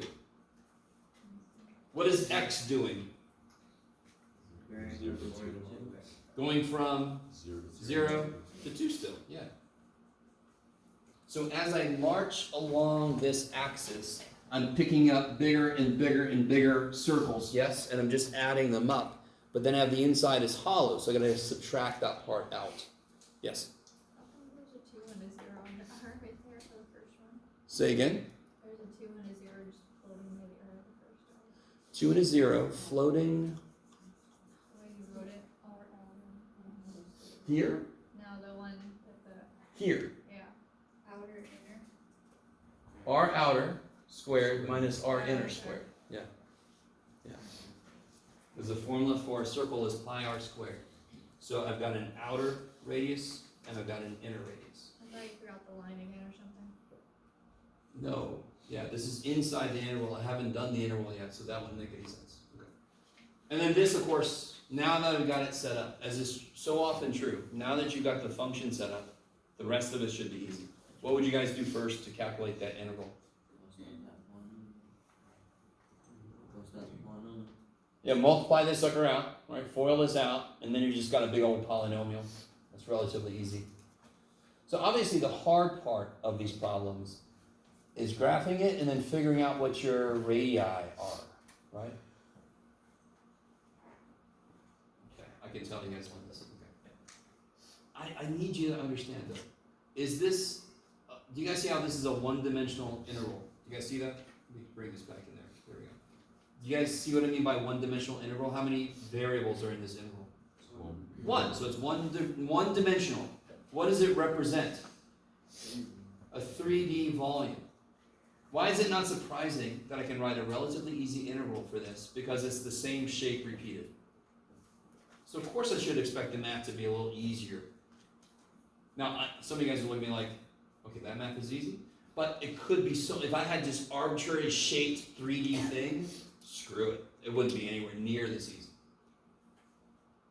Okay. Let's do one more, we'll take a break, and then we'll go for a review. Wait, so for there you multiply out the x squared plus 2 and then you take the antiderivative of that?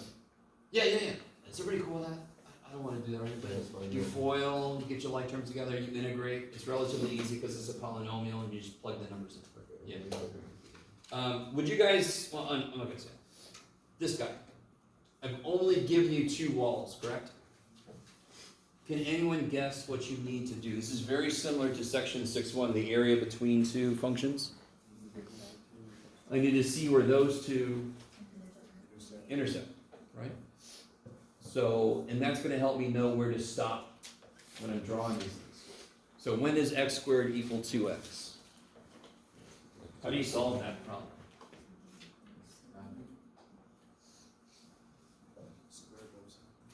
No, Just draw it. you could, but you just subtract it over, factor. So what do you get? 0 and 2. So I now I'm going from 0 to 2 again. So one wall is y equals x squared. So we've done that already. There's y equals x squared. Yes? The other wall is y equals 2x. And I'm going from 0 to 2, yes? Yes. What is it at 2? What's the output of this? So it's right there, yes? So it's a straight line. So I've got that little sliver that I'm going to rotate around the y-axis this time. So I'm going to rotate that sliver around the y-axis. We're about to do something you're not used to. So I'm doing like, let me try, oh, this is going to be beautiful. Let's see. Okay, so then when I rotate this, I get something like that, yes? And there's going to be an empty spot in the middle. There's going to be a big empty spot in the middle, correct? I've got this little sliver of a thing. Does my region hug the axis of rotation? Not at all. So there's going to be a big empty spot in the middle. Looks like a flower. Sure.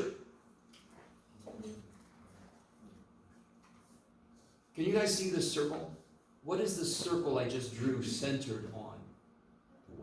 Y-axis. How do I find my circles? If I have a little dude walking on this first problem, to find my circles, I would walk along the x-axis. There's a circle. There's a circle. You with me? That's why it was dx, because I'm walking along the x-axis. How do I find my circles here? Y. If I walk along here, I see a circle here, yes? And an outer circle there. I see another one here, and an outer circle there. As I move along my y-axis, that's how I capture my circles. So if I have integral dy, what do you think everything inside of it needs to be in terms of? Exactly. So how do I know for this method? And by the way, this method is called the disk method. Disk method. What's a disk look like? Does it look like a circle with a little bit of a thickness to it? You guys with me? And by the way, when we do this, dx is the thickness. So that's why it's called a disk. Okay. So in this problem, you already know what you're going from to. For example, what am I going from to? What is y going from to? 0, 4. 0, 4. How do I know I'm talking about y? Because I'm talking about y. Now I've got to figure out what my radii are. How do you always draw in a radius? Where do you start? The axis that Axis of rotation. So I'm going to start at an arbitrary spot in the middle. I'm going to draw out till I hit a wall. What's my inner radius? What wall do I hit first? 2x. Yes, so my inner radius is 2x. So that's literally all you do. I don't give a shit where the rotation is. You start there and you draw till you hit a wall. That's inner. And then you draw till you hit the outer wall. That's the outer radius. So the inner radius is 2x. What's the outer radius? If we go all the way out to the outside. 2x plus x squared. No. What wall did I hit here? 2x. No, here. Outer. The outer one, yes. And that would be x squared. What's this? Axis. This would be x equals 0, correct? Yeah. So here's the one little thing I need to talk about. Let's be a little more careful here. Didn't I just say that all my stuff needs to be in terms of y? Okay, so if this is 2x, y equals 2x, what does x equal? 2 over y. Y over 2. If this is y equals x squared, what does x equal? Square root of y. I love it. So what's really funny is when you're doing this method, the thing that gets everything kicked off is it integral dx or integral dy? The minute you figure that out, I know it's dy. How did we know that? Because all of my circles are around the y-axis, because I'm rotating around the y-axis, correct? So I know it has to be integral dy. That tells me all my function stuff has to be in terms of y, and it tells me my limits need to be what y is doing. So I don't have to guess. So let's try this again. The inner radius, I go and I hit this linear function, yes? So my inner radius is y over 2. The outer radius, I hit this curvy dude. So what's the outer radius? Square root of y. I love it. And again, what's the definition of this line here? What's the definition for the y-axis? What's its equation? X equals 0. So I'm going from x equals 0 out to x equals square root of y. How long is that? Square root of y minus 0. So it's kind of nice. Whenever my rotation axis is the y-axis or the x-axis, it's just the function. I don't have to add anything like we did here. This was off-axis rotation. So then I'm going to put my pi out here. What goes first? Outer radius squared, right? That's kind of nice. Minus inner radius squared. Now again, that kind of comes out nice, correct? Here the square root cancels. Here you can square that, that's easy. And then the interval's relatively easy. Do you guys agree that that would be relatively easy? It's all in the setup. The integration step should be straightforward. The setup is not straightforward. Can you figure? What do you got for that? Say again? What do you got for that? Sure, let's do this. Let's see. Paper.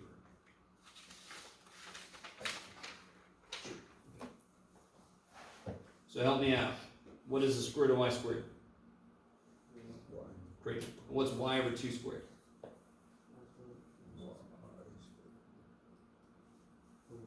There we go.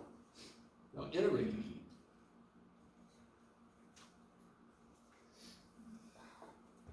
What's the interval of y? Y squared. Yeah, y squared over 2. And what's the interval of y squared? See how I just put the 1/4 to the side? What's the interval of y squared? What's the interval of y squared? Y third over 3, right? So let x to the n or y to the n, that's easy to integrate, right? So just to clean this up a little bit, I get y squared over 2 minus y cubed over 12 from 0 to 4. And now I just gotta plug my stuff in, right? Plug in 4, I get 16 divided by 2 is 8. Plug in 4, I get 64 divided by 12. Right? So this will be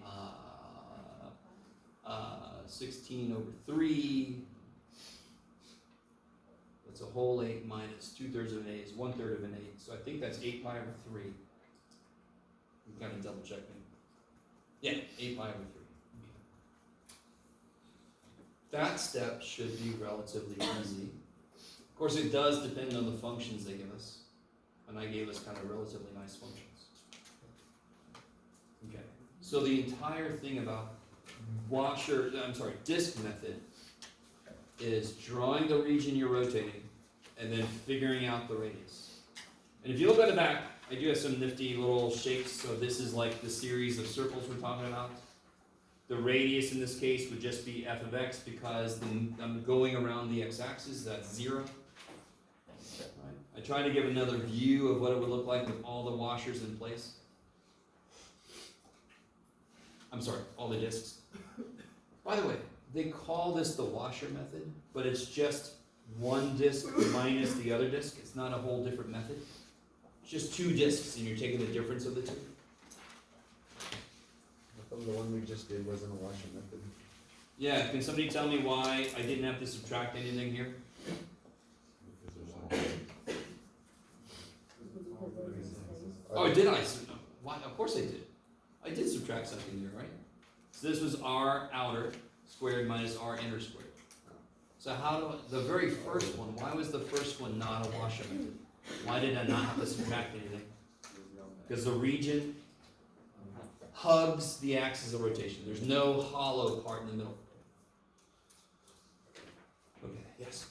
I think I just misspoken.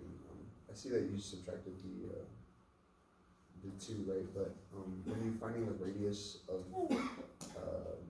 which one?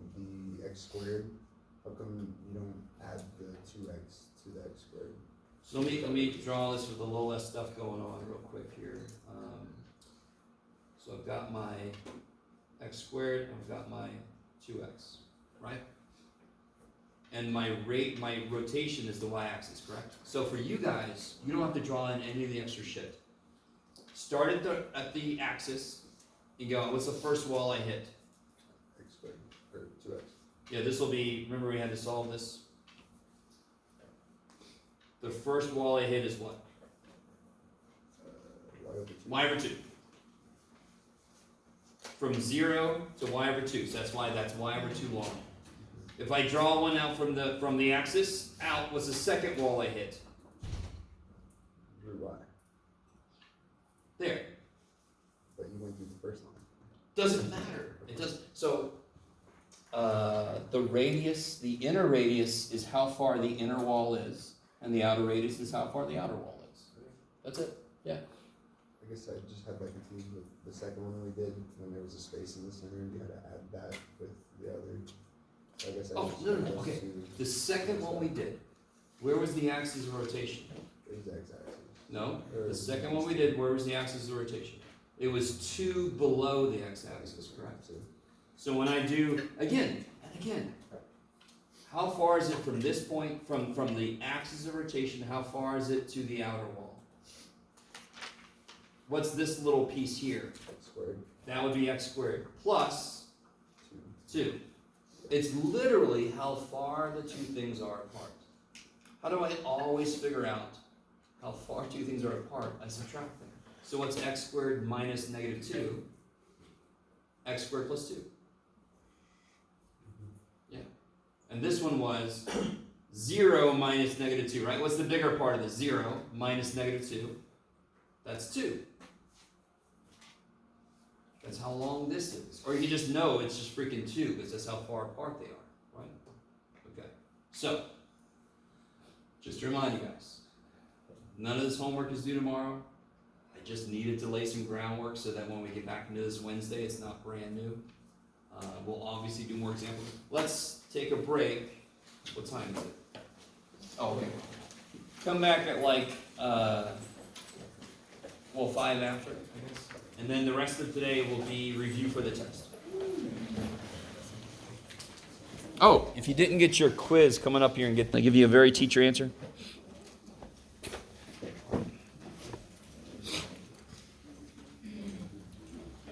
So it's completely wide open. Did anybody have a chance to try any of the practice tests out?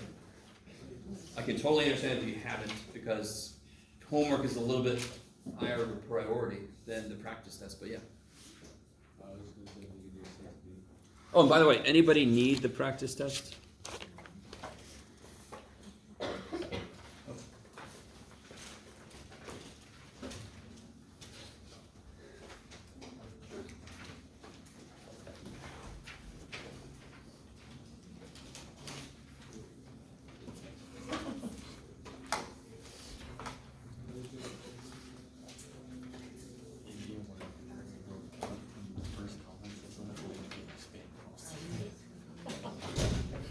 Okay.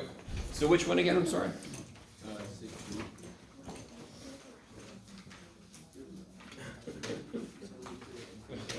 Six. A? B. B, okay. Real quick thing about A. Sorry. Because I had some people in my office this morning, we're talking about part A. I'll do part B, don't worry. Would U substitution work here? What is it that tells you if it will work? What do you look for? A function in there whose derivative is also in there. I don't see that. Can anyone tell me what parts there are? What functions are in that interval? No, part A. Yeah. X minus 3 cubed. What else? 1 over 2x, kick ass. Neither one is the derivative of the other one. That doesn't flow, right? So U sub will not help. Can I just do this? You can tell the answer is no from the way I just said it, but can I just go, all right, well, this is freaking 1/4 x minus 3 to the 4th, and that's x squared, and there, Jeff. Try to tell me that's wrong, damn it. Of course, that's a little more right, but it's desperately wrong. Could I take the derivative by just doing the derivative of the top and the derivative of the bottom? Could I do that? If I have a quotient, can I just take the derivative of the top and the derivative of the bottom? It's about to take off. Can I? Yeah, because what do I have to use? Quotient rule, right? Is quotient rule like crazy hard? No. Is it worse than we hoped it would be? Yes. Integration always harder. I didn't just say integration is hard. I said it's harder than derivatives. So I can't possibly expect to be able to integrate separately because I can't even do that with derivatives. Right? Do you guys see what I'm saying? So what the shit do I do then? What about this? What if you do this instead? Times natural log of 2x divided by 2 even, right? Does that look good? Again, you cannot integrate two parts of a function at the same time. You can't even differentiate two parts of a product at the same time. So if the derivative rule isn't straightforward, the integral rule is even less straightforward, right? So there's no rule that's going to save me. But what will save my ass is what almost always saves our ass, good old algebra, right? So what is that I do when I ask you to do calculus to something? Simplify. I love it. How do I simplify that? Oil. Good. Now here's one thing we discovered this morning when I was in my office. I think I tried to do this problem without my glasses, and I thought there was a 2 there. But how do I simplify the top of this? I can write it 3 times, right? And I can foil, foil, foil. Yes? Some of you guys might remember Pascal's triangle. You could do it that way. Real quick, here's how Pascal's triangle works. Let me see if I can get more converts. Do you remember this? Does that look familiar? So I'm on the 0th, 1st, 2nd, 3rd power. Wrong, right? So this is so freaking cool. Watch this. So when I multiply this shit out, I'll get all x's, no 3's, with a 1 coefficient. Then I'm going to get 2 x's, 1 negative 3, with a 3 coefficient. All x's, no negative 3's. 2 x's, 1 negative 3. And it just kind of steps like that. So then I'm going to get, next I'm going to get 1x, 2 negative 3's, with a 3. So 1, 3, 3. And the last thing is going to be all negative 3's, no x's. So all x's, no negative 3's. 2 x's, 1 negative 3. 1x, 2 negative 3's. No x's, all negative 3's. If you don't like that, don't do it. Write x minus 3 3 times. Just foil it away, right? It's up to you. You can use a shortcut or not. I don't care. But any way you do it, you get x cubed minus 9x squared plus 27x minus 27. And that's all over 2x. What would I do next? Can I just kill an x right there? What's being divided by 2x? Everything. So of course you write x cubed over 2x minus 9x squared over 2x plus 27x over 2x minus 27 over 2x. By the way, have I integrated yet? No. Nope. Still simplifying. So another thing which I understand is you do all this work and you feel like you're done. You're just like, I've done a lot of work, but you haven't integrated yet. So if I reduce, what do I get? X squared over 2. X squared over 2 minus Minus over 2. 9x over 2 plus 27 over 2. 27 over 2 minus, 27 over 2. yeah, I can write this 27 over 2 x to the negative 1 if I want to, or I can write it as just over x, it doesn't matter. I would put it like that so I can really see what's going to happen. dx. So once I've got it all written out, it's just a bunch of x to a power. That's the easiest stuff to integrate, right? I should have been doing this on paper, but see, let me pick this up on a piece of paper.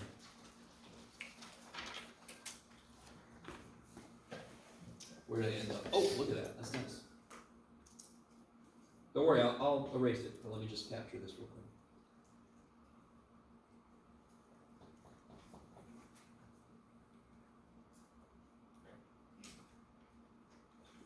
So real quick, that last piece I wrote like this.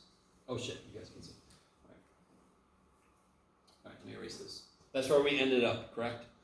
Okay. There.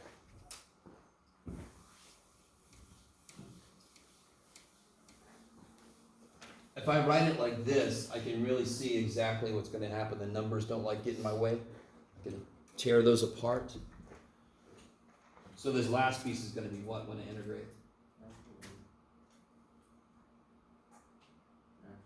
Yeah, so 27 over 2, natural log of Absolute value of x. gas. Let's see. And then this one is going to be what? This one's nice. Because that's just a number. So how do I integrate that? 27 over 2 times x. Yeah, cool, right? Any number that's integrate, I just tack an x onto it, right? What about this guy? So one way you can do this guy is write the 9 halves and then focus on what the interval of x is. Yeah, 1/2 x squared, see, and then you can simplify that, right?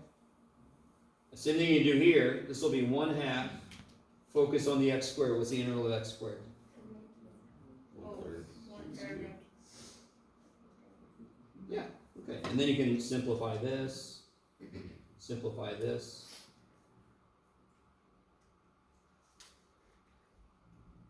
Okay, there you go. Ciao. Okay.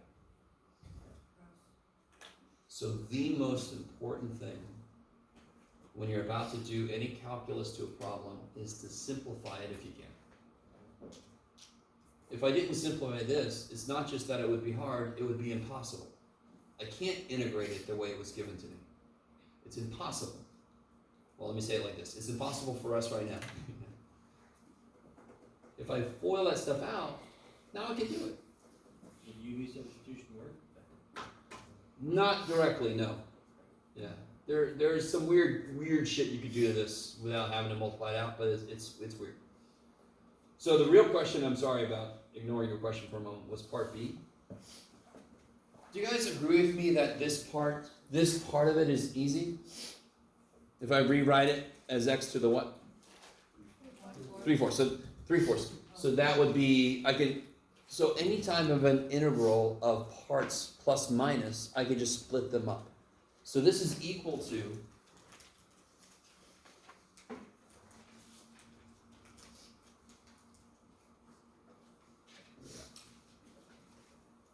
this equals the integral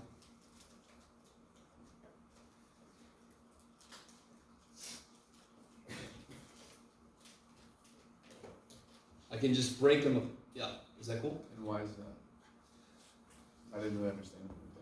So remember section 6.1, where I was curious what the area was between two functions, yes? So I have f of x and g of x.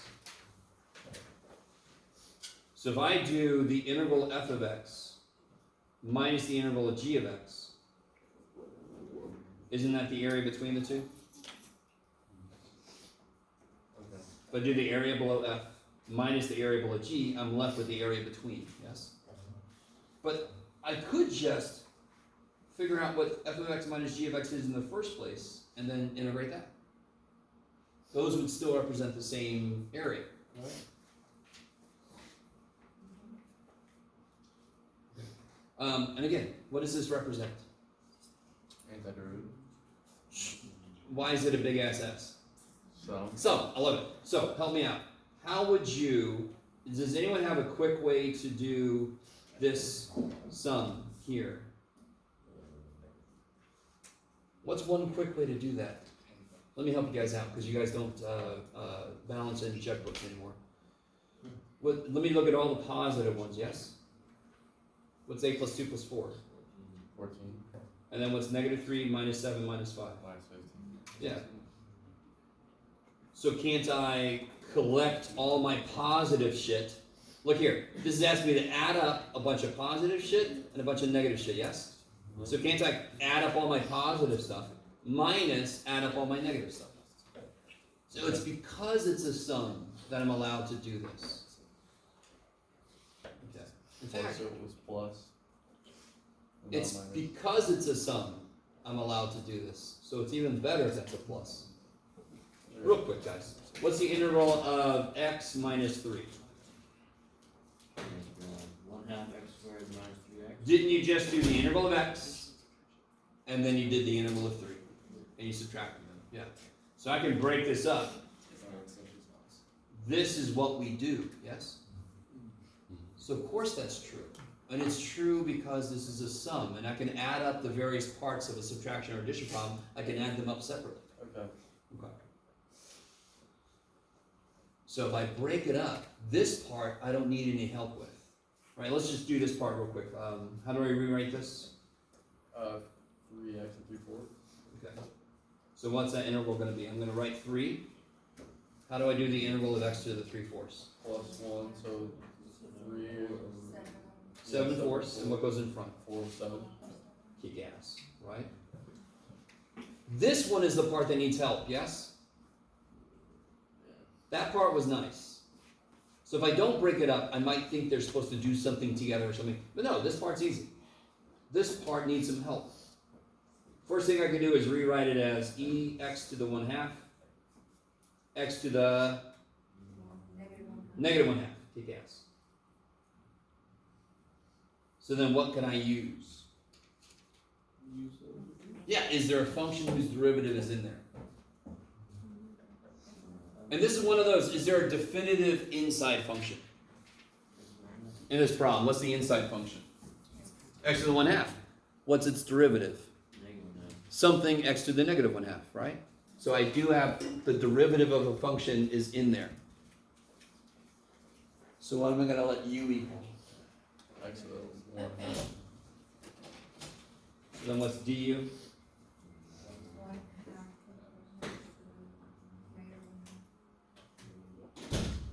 Right?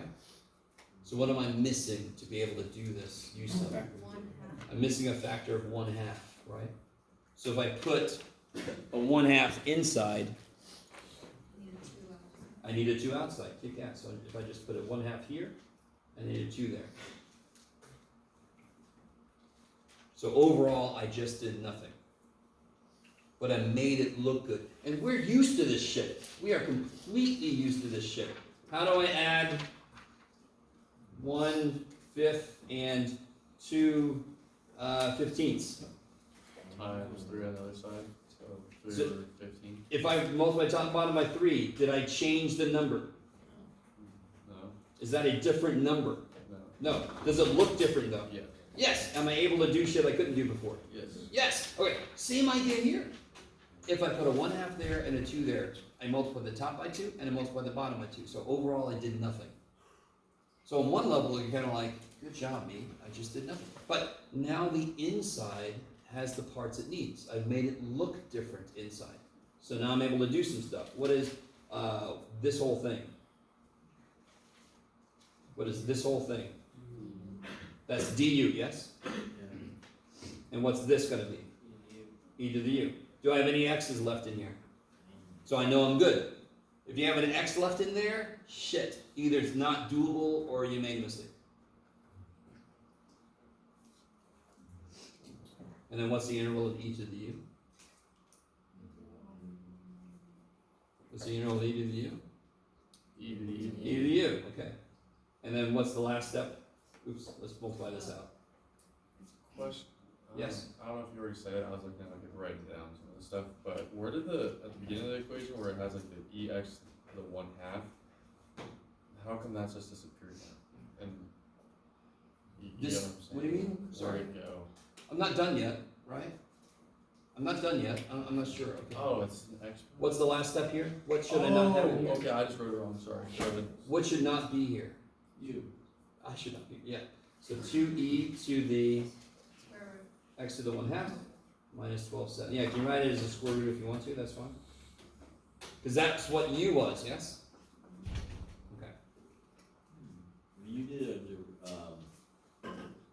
substitution after integration, you get the same answer, right? What do you mean?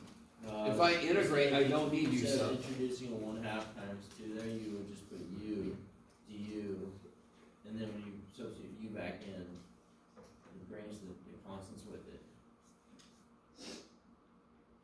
If I can't find 1/2 x to the -1/2 dx, I can't put du in there. So I'm not sure. That's no big deal. Huh? I'll ask you after. Okay, okay. One thing I see, let me see if I can explain this. Has anyone gone for help from tutors and they'll say something like this? Let me just make a fresh problem here. Alright, so then what would I let u equal here? Can you guys, by the way, real quick, can you tell very quickly that this is not an interval you can just do? Like integral of sine x. Do I need help for integral sine x dx? No, that would be negative cosine x plus c. I don't need help because it's just a straight antiderivative. Do you know where this came from? No. Do Do you know the function? No, you don't. So this is where I need u sub's help. I got an extra shit on the outside. What would you let u equal? X squared, So then what's d? 2x. So what I see way too often, has anyone ever had somebody tell them to divide by that? Yeah. Okay, they need to stop.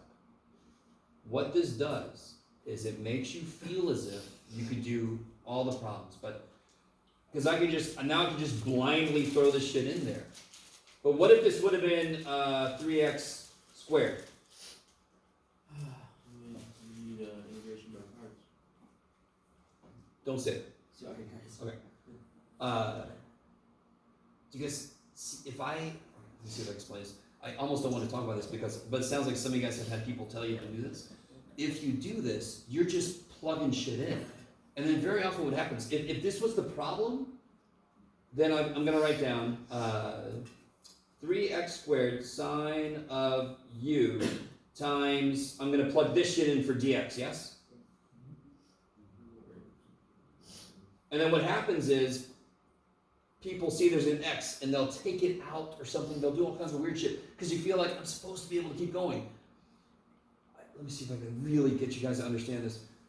For a lot of the problems we're doing right now, the way that they showed you will work. But it's so much better to just do this and say, I need to see this before I can continue. Then you're certain this will work. If you just divide by the shit and just replace it, you feel like everything works. And not everything works. Not everything works with U sub. When you get to Calc 2, and if you're really used to doing that shit, you're going to die very quickly. You're going to have a bunch of stuff that U sub does not work for, because that's why you're learning new methods. But if you do it this way, you'll kind of like feel like everything is U sub. That's not true. Okay, I'm not sure if I can get you guys to really understand what's going on. So if you ever have somebody tell you divide to figure out what dx is, I don't know what to tell you. You know, most of our problems it'll work with. Not all of them it'll work with. And definitely in Calc 2, it will take you the wrong way. Okay. So that is why I like to say to myself, I need to see. It's like, for example, do I see this right now? What can I do with that 3? I don't want it. 3. Divided by 2. I can, well, what can I do with 3? I don't want it. I'm going to take it out. I don't want it, so I'm going to take it out. What do I want there? What do I want here? 2. So let me put a 2 there, which means at the same time I better, yeah. So I've constructed exactly what I need, so I know it's going to work. I've got all the stuff I need. What is 2x dx? Du. And then, of course, this would be sine of u. So it's just, if you solve for dx, it makes you feel as if you could do more than you really can, and you'll make silly mistakes. Especially if you go into Calc 2, right? Because then you're learning all these different methods, but you're going to think everything's U sub, which is so not true. Okay.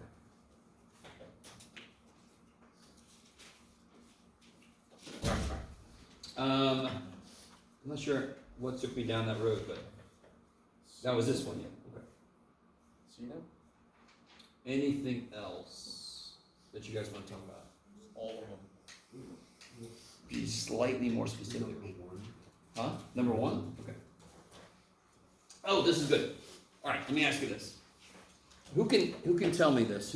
What does Newton's method do? What's it do? Sure.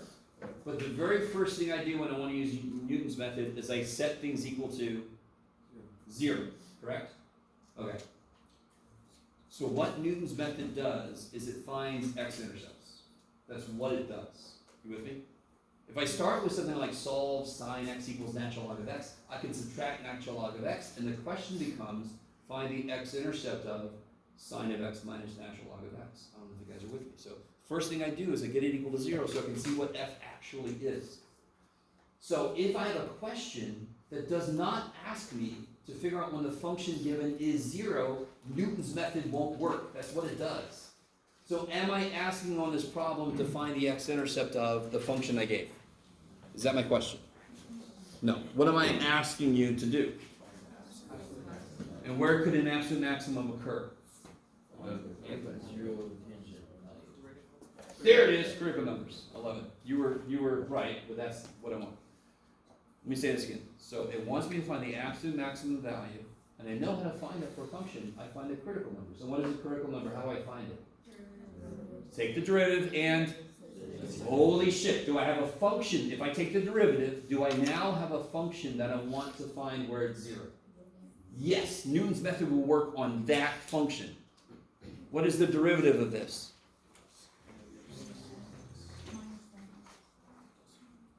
Yeah, so f prime. I'm going to call f prime, it's a new function, yeah? When I take a derivative, don't I get a new function? So I'm going to call it g of x. So what do I get when I take this guy's derivative? I get negative sine x plus 1 minus 2x. I love it. This is the function that I want to use Newton's method, because what do I want to do with this function? I want to set it equal to 0. That's what Newton's method does. It finds out when a function is 0. So the most common mistake, and by the way, I wanted to put one like this on the practice test, just to really get you to understand. You don't immediately start working with the function that you're given. You say to yourself, are they asking me to find where this thing is 0? No. I need to find where the derivative is 0. That's the function I have to use Newton's method on, because that's what Newton's method does. When is this sucker equal to 0? So if it was just a regular question, you just said... I would have said find where this function is 0. Or we'll find the x-intercepts of this function using Newton's method. Yeah. Okay. So now I attack that with Newton's method. So what does Newton's method need me to figure out? You take a guess at x. Not yet. I haven't set anything up yet. You divide that by the second derivative? You use the Here's my function, yes? So any function I'm trying to find the 0 for, don't I take its derivative? Right? Negative cosine. That's what I need for Newton's method. I need the function of x divided by the derivative of the function, right? In that part. By the way, I don't know if I told, I think I did. I'm going to give you Newton's method formula, right? You don't have to memorize that. So what's the derivative of this function? Negative cosine x minus 2. Yeah. So, Professor, Yeah. we're looking for the zeros of the tangent function, right? And that tells us that we're looking for a maximum, Yes. a minimum. Yes. That's how you're supposed to think about that. Yeah, that's what I said. So you only use Newton's method on a function that you're trying to find the x-intercepts for, or you're trying to set equal to 0. I'm not trying to set the original function equal to 0. That would be I want the absolute maximum. Why would I make it 0? I'm almost guaranteed that's not the answer then, right? It probably gets bigger than 0. Okay, but on the test, I'm just going to give you a function. I'm going to ask you to find the intercepts. But on this, I just wanted to make it the point. What function are you trying to get equal to 0? That's the one you feed to Newton's method. It'll eat that up, and you tell me when that's 0. I don't want to know when the f of x is 0. I don't want that. Yeah. So the one you just said you're going to go and test is just take the derivative of the original. Yeah, I'll just say use Newton's method to find the x-intercept for this. Yeah. I wanted to put this on the practice test just to make the point. You only use Newton's method when you have a function you want it to be 0. Wait, so technically, it's only take the second derivative? True. So here's a major thing about calculus. When I take a derivative, haven't I created a function itself? Would you all agree with me that 2x plus 4 is a function? F of x equals 2x plus 4. Could that have been the derivative of something else? In fact, what 2x plus 4, what would be, that's the derivative of what? X squared plus 4x plus 7, maybe. You with me? Plus c. You with me? Anytime I take a derivative, I have made a function of its own right. Any function you've ever seen could be the 28th derivative of some other function. Do we have to know that? No. So my point is, the thing that will really trip students up is they'll say, well, Newton's method doesn't need a second derivative, right? And you're right, it doesn't. It just needs the first derivative of the function you're trying to make 0. What function am I trying to make 0? F prime. So that's why I call it G, just so you can see it is its own function. And what does Newton's method need? The first derivative of the function I'm working with.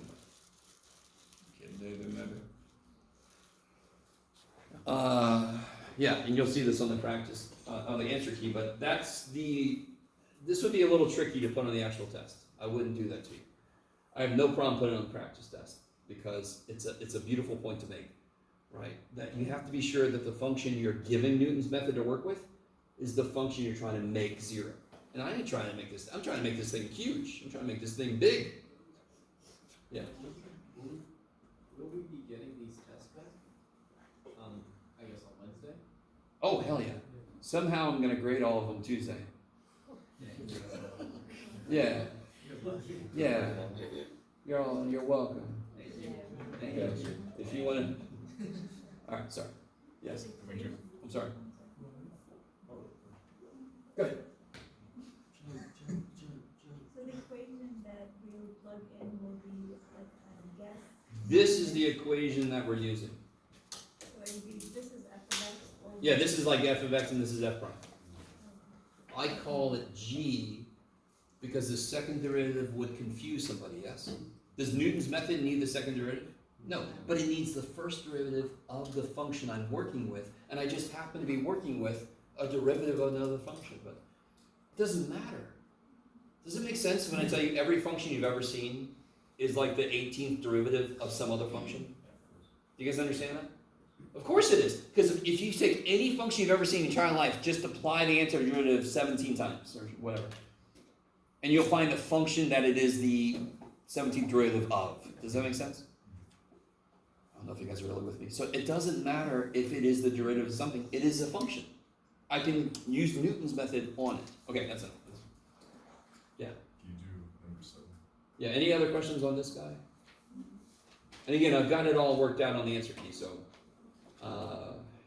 the whole idea here is it'll be, oh, by the way, how do I get the guess? Here's how you get the guess. I'm trying to get this to equal 0, correct? I'm trying to get that to equal 0. Can you guys see the parts of this function you could graph easy? You can sketch a rough graph. If I add the sine x over, aren't both sides easy functions to graph? What's this guy? Freaking straight line, right? Okay. So 1 minus 2x would be an intercept of 1, and then it goes down to over 1. Is that cool? You guys good with me? Okay. Yes, I did. Okay. And then sine x, so this is like this. Sine x, now real quick. Where does sine start? At 0, sine is? Somebody said 2. It's 0. And then when does it hit 1? Pi over 2. Pi over 2 is roughly 1.5. So let's see. So this is 1, this is 2, so 1.5 pi is at 1. Do you guys see what I'm doing? Is this good enough to turn into a pre-calculus teacher? Oh, hell no, this is shit. Is this good enough for this problem? Yeah, the point of this problem is not graph. The point of this problem is get the damn answer. The sketch is just going to give me a guess. So when I connect these, what's your guess going to be? Do you see how that's a little less than half? On my answer key, I use 0.3, but if you don't use 0.3, you're fine. I just had to pick something to show you the work. If you say 0.2, great. Do you guys see how you can, is it a little less than 0.5? Yeah. Where they meet? So then 0.4, any of that shit's good. That's a good first guess. Are you with me? So if you just move over part of it and then graph both sides of the equation, you can see about where they meet. Your first guess doesn't have to be perfect because I'm going to give you relatively nice functions. If I give you something insane, you'd have to have a much better first guess. But I'm not going to do that. Oh, nice sine function. Yeah. Yes? What's the question for this one? I don't know. Oh yeah, this one was find the absolute maximum value of this function. Oh, you're still working on that, huh? Yeah, sorry. I'm slow. I'm sorry. I thought I'd show you how to do it, but that's okay. Okay, what was the other? 7. What's up? You guys good? Question. I have this type calculator, and whenever I plug it into the function with a graph, it doesn't graph it. It just says valid. I've done it multiple ways. It says invalid what? Dimensions? Yeah. Well, like if I just plug in sine x. Yeah, it good. doesn't graph it. Just says invalid. Invalid. Okay, so somebody was using statistics on this, so you just have to turn all the plots off. Okay. So that's a beautiful example of, and then you have to hit zoom 6 to get a normal window. Anytime your calculator has a weird ass message for you, just come up during the test or whatever, I'll fix it. If you're borrowing a calculator, whatever the hell the person before you was doing, they can have it set in all different weird ass ways. Okay. Number 7, is that what you said? Oh yeah, that's a good one. Alright. Sorry. Would that be optimization? Not really, no. This is not optimization. Yeah. I'm not trying to find a max or the min anything. We're just trying to figure out how much money I can save, right? Blah, blah, blah, blah, blah, blah, blah, blah. Did anybody try this problem yet? Does this look familiar? It's 4.7. No, it's not. No. Oh, Nope. okay. Am I asking you to find the maximum or minimum something in this problem? No. Nope. Nope. Is A integrate from 0 to T? Totally. So T is the number of years since it was installed, and it's generating savings at this rate. Is this a continuous function? So it's continuously increasing. So I want to add up all the money I can save, but it's continuous. So I want to add up an infinite number of things. Do I have a way to do that?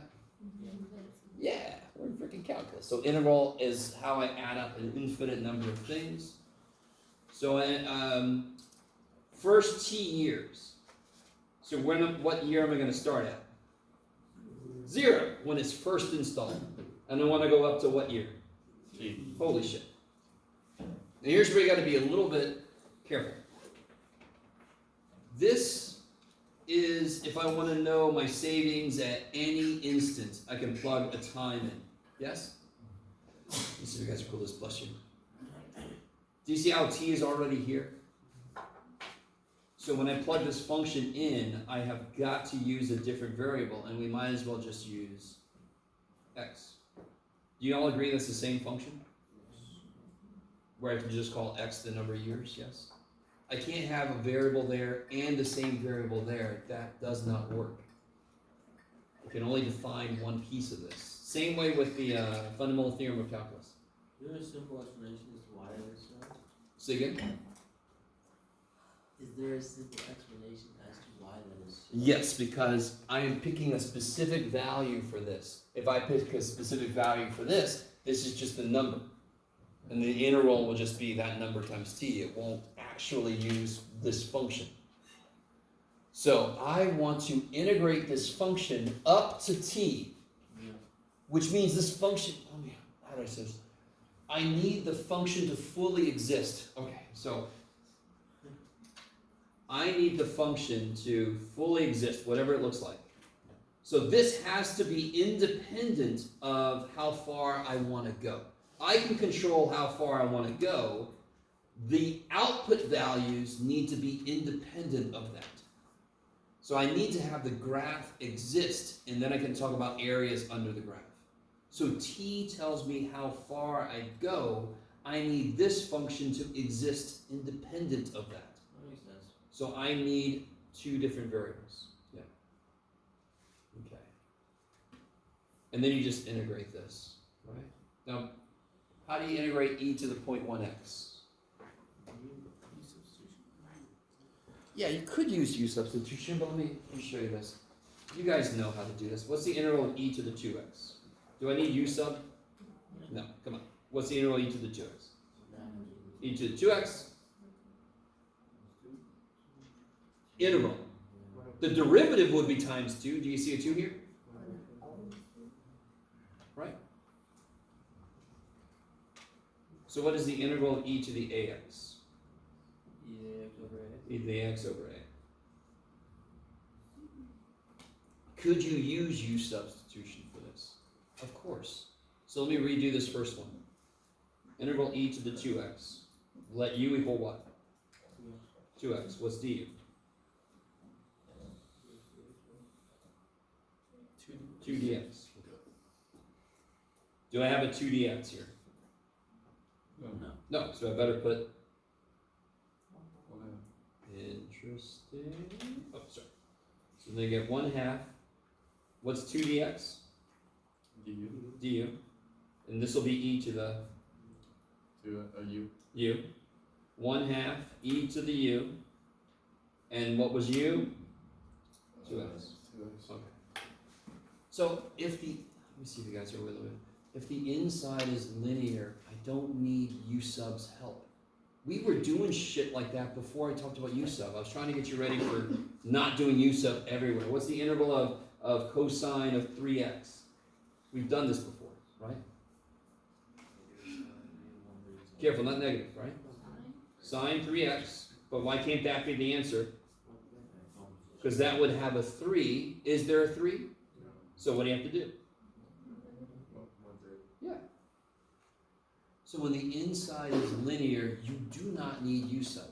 Can you u sub? Of course. Is it going to take you longer? Yeah. On a test, could that add up? Yeah.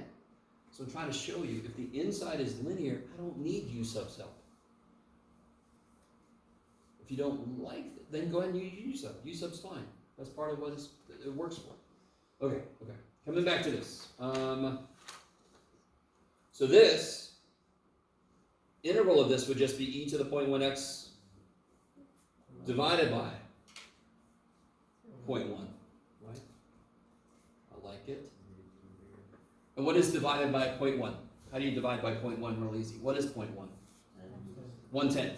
Divided by 1/10 is times 10. So it really just becomes times 10. Which I don't know if you guys are with me.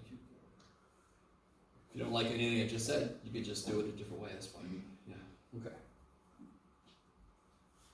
And then this part B is just, you'll know an expression for how much savings you've done in T years, and you just set it equal to 1,500. That'll be how long it takes to get that 1,500 back. Yeah. So the answer to A equals 1,500? No. Part B, the equation says set what you got for part A equal to 1,500. Yeah. Yeah. So the answer to part A is not 1,500 for damn sure, because that's No, in part no, A. I know that. Okay. Totally. Good. Okay. Do you guys want to see? I mean, again, I've got an answer key, but yes. Real quick, what does STOTV? Say again. Sorry. Oh, yeah. What the hell does that mean? So part 1 set up what the derivative of an integral function is. I needed that to do part 2. Part 2 is the most important part of the fundamental theorem. You will not see FTOC 1 very often, but it will come up. FTOC 2, we use the shit out of it. FTOC 2 is how we do integral 1 to 3, and then we plug the 3 and the 1 in, right? That's FTOC 2, and that is everywhere. You're going to be doing that all the damn time. FTOC 1, you're going to be like, oh yeah, that was the thing. It's going to come up every now and again. You guys kind of with me? But without FTOC 1, we could never prove FTOC 2, so it's important. Okay. That just means take the derivative. What's the immediate problem with number 9? Why is it not in the right form? X squared? Where should it be? So how do I rewrite it? Negative 5x squared, blah, blah, blah, right? Okay. And now you can take the derivative. And it's going to be chain rule because the inside is x squared, right? So real quick, little lightning round of this. How do I take the derivative of this here?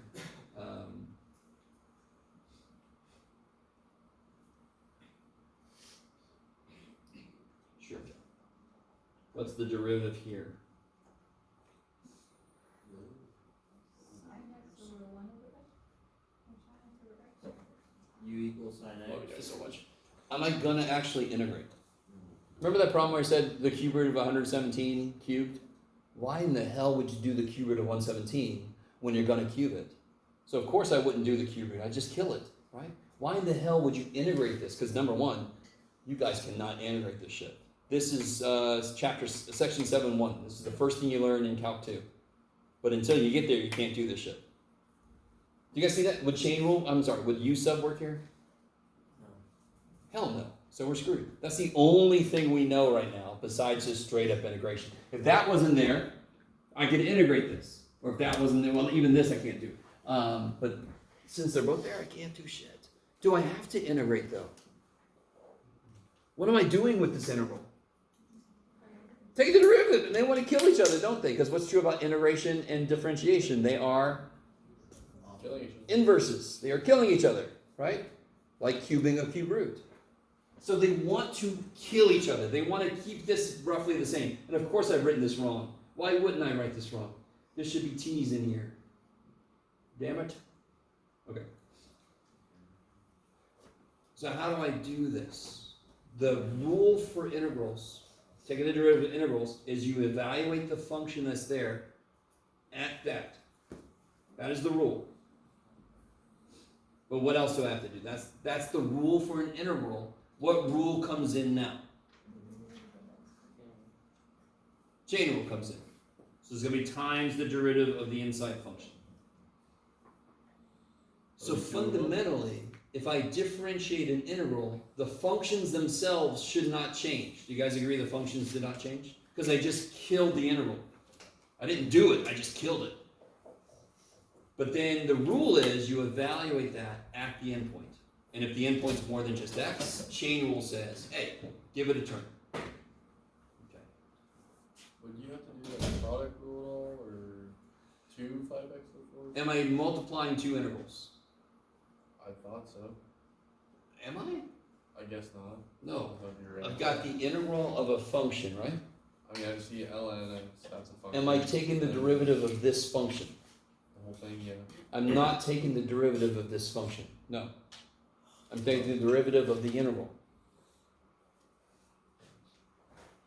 Okay, So, that makes sense. I got you. oh, okay. So the integral of any function, let me put g of x up here. If I want to take the derivative of this, it's f evaluated of the function times the derivative of the function.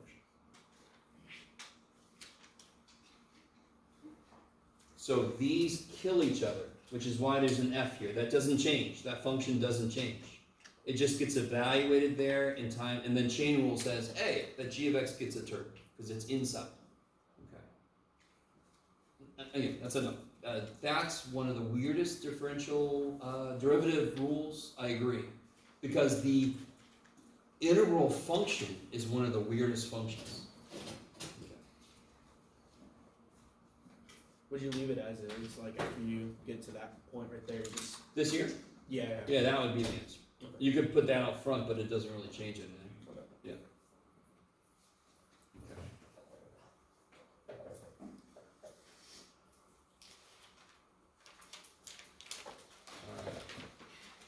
What's next? What do you guys? 6H.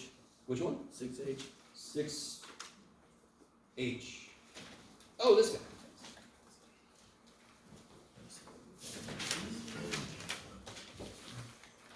Has anyone tried 6H yet? I don't So- know when you put one. Can you guys see that that's screaming a certain method? You said. Use of. There's no product for inverse. But thanks for playing. So there is a product on the inside. That's totally true. But it came from chain rule. Can you guys see how that came from chain rule? Isn't there an inside function whose outside derivative is there? So what's the inside function? This is where you gotta be careful. It can't be to the fourth. Because what's the derivative? Is the derivative of this whole thing Oh, so in here. No, in fact, what is this? If you rewrote that, what is it? Rewrite it.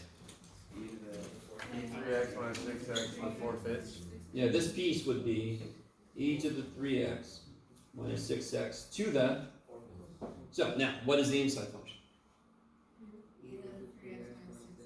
Bam! Which is another reason why radical notation sucks, but oh well, we have to live with it. I know I'm weird. I like fractional powers make much more sense than radical notation. But it's fine. Is this guy's derivative in there? What is this guy's derivative? 3 e to the 3x, right? Minus 6. And that is exactly this absent a constant, correct? Do you guys see that? All right, let me write this stuff down. So help me out.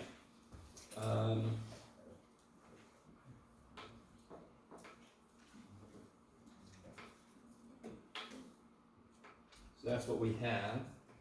If I let u equal this, which is the only thing that makes sense, du is this. So what constant am I missing to make this show up? I'm missing a factor of 3, correct? So I just gave this guy a 3, which means 1/3 to balance it. Kick ass. Now, I'm pretty sure you guys are still kind of rough with some of the USUB, but is it better than when you first saw it? Does it make a little more sense? It really is just noticing there's an inside function, and then this shit must have come from its chain rule. So it's undoing chain rule. That's the idea of it. Sorry? DU kind of confused me, because where did the 3 in front of the E come from? What's the derivative of e to the 3x? E to 3x Times times. the derivative of the inside. Sure. Yeah. So what's the derivative of e to the ax? E to the A e to the ax, right? Because the derivative of the inside is a. So it looks like the a comes down. It doesn't, but it looks like the a comes down. Okay. Gotcha. So what does this look like now? What's this? U times U 4/5. This is du. And this is u. And now that is an easy ass interval, yes? I don't care how ugly the fraction power is I give you. You do the same thing, yeah? This will be u to the 4. Oh wait. 9/5, 4 plus 5. So what do you put out front? 5 9ths. You'll see. And now you just simplify the fractions and you throw u back in, yes? Okay. Party in the USA. What's up? Party in the USA. Sure. Alright. Is that alright? That's not done, but it's almost done. Okay. Where to next? What do you guys think about 6c? Don't like it. 6c should be your favorite problem. IX plus C. Because when am I integrating spec 2? T. Oh, T. I- So it's the integral of 2 dt. 2t plus c. What's the integral of 7 dt? 7t plus c, yes? How do you integrate a number? You just throw the variable on it, right? Because that's where it would have come from. So what's the integral of that number dt? Pi t plus c. What's the derivative of pi t? Sounds horrible, by the way. I don't want any pi t. That's it. What's the derivative of pi t? Through pi t pi. There you go. So of course the integral of pi is pi t, right? Okay. The integral of any number. Don't you just throw the letter on? So what I mean is, what's the integral of 7 dx?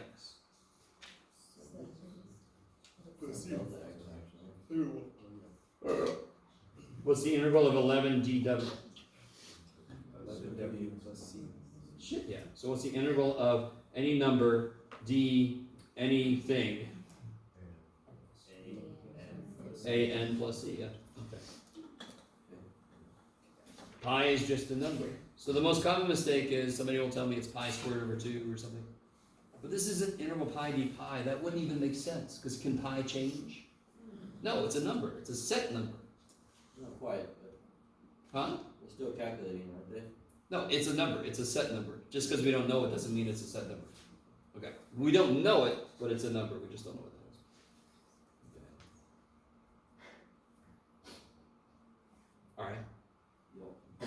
Anything else specific? I got a couple I want to kind of talk about, but you guys have any of these you want to talk about? Or it could be from the quiz. It could be from homework. G. All right. So on part G, you see, so part of this thing you got to get used to is, can you tell when I'm gonna need U sub's help. So I'm kind of giving it away here. The only way you could do this problem without U sub is to actually take 4x squared minus 4x, write it 7 times. You guys kind of with me? Do you want to do that? So you're like, please, dear God, let's U sub work. Shit. If it doesn't, screw this guy. Is there an inside function? Yes. What is it? And what's its derivative? 8x minus 4. Is that a multiple? Is that a constant multiple of what's outside? Yes. U sub works. The derivative of an inside function is in there. Doesn't have the constant it has, but we don't give a shit. We can make that happen, right? Any constant I'm missing, I'm gold. Any constant multiple, be careful. I'm golden. I got it. So there's an obvious inside function, correct?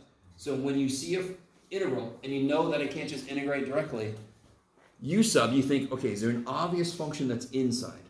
That's almost always going to be what we let U equal. There will be some problems that might not have an inside function, but there's a function whose derivative is in there.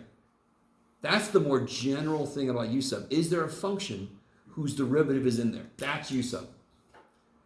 Very often, the inside function is that function, but it doesn't have to be. Okay. So help me out. You let U equal who? 4 squared minus 4. And then du is 8x minus 4. So of course what I'm missing is a factor of 4. So if you just multiply by 4 and outside you're going to put a 1/4. Okay. Then it becomes really straightforward. Yeah. You'll just get u to the 7th, 1/4 u to the 7th du. That's nice. Is that all right? You're saying it's like after the 4 dx, what does that say? Oh, okay, it's your paper. Yeah, it's the paper, yeah.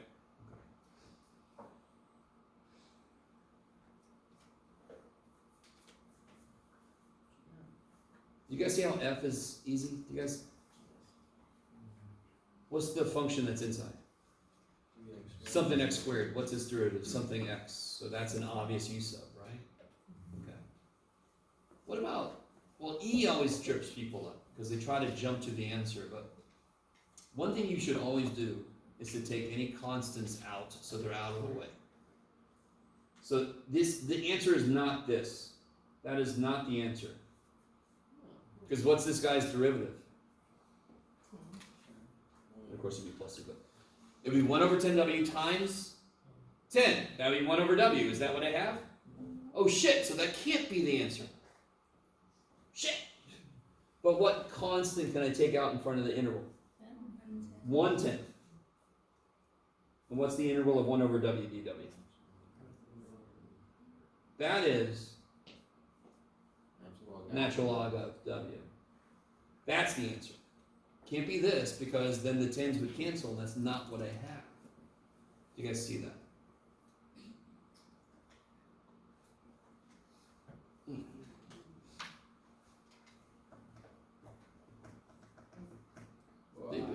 Yeah, I was going to say, I was waiting for I, because I is probably the weirdest problem.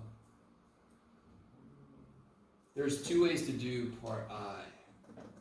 Believe it or not, I'm walking on it. No, believe it or not, I can use U sub on I. So one thing I'm kind of sad about is it's summer. I don't have time to get into some of the niftier stuff. I just have to focus on just the basic. Let me show you this. That's one reason why I wanted to put this problem on here. By the way, real quick, why is this, if only this integral would have been this, why is this integral better than what I actually have down there? Why is that integral better? You could divide each I can break it up. Why can I break this up? Because how many terms are on the bottom? How many terms are on the bottom? 1. Whenever the bottom is 1 term, I can break that shit up. This, do not do 3x over 2 minus 3x over x, because I will, 3x over 3x, I will have, tears will come out. You don't want to see me cry. All right, so, I can only break things up if the bottom is 1 term, because I'm dividing 3x by this whole thing. Yes? So, sorry? Long division. Okay, the second way to do this is long division. How many people want to do long division? No. Okay. So long division will work. And I'll give you a little tear of joy if you do, that's fine. But this is even better. I'm going to let u equal the thing that's stuck. What's du then? -3. dx. Negative 3 dx. Now, what's the major problem with this? Do you subtract the 2 over and solve for x?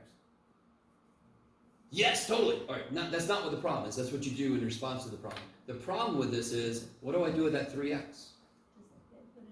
So watch this. Yeah, this is pretty much what Christian just said. This is the first little bit of extra shit you could do with u sub. If I know u is 2 minus 3x, that means I know 3x is 2 minus u. U, Jeff. Do you guys see that? Now we can. If I add 3x over, I can subtract u over. So what is the idea of u sub? I need to replace every x thing with a u thing. If I didn't do this, what would I do with 3x? I don't know. But now what do I do? Yeah. Now what does this need though? Factor of 3. So let's see here. So I got my 3x that I know what that is. I want to leave 3x alone. I want that to be there because I know what that is. Yes? You with me?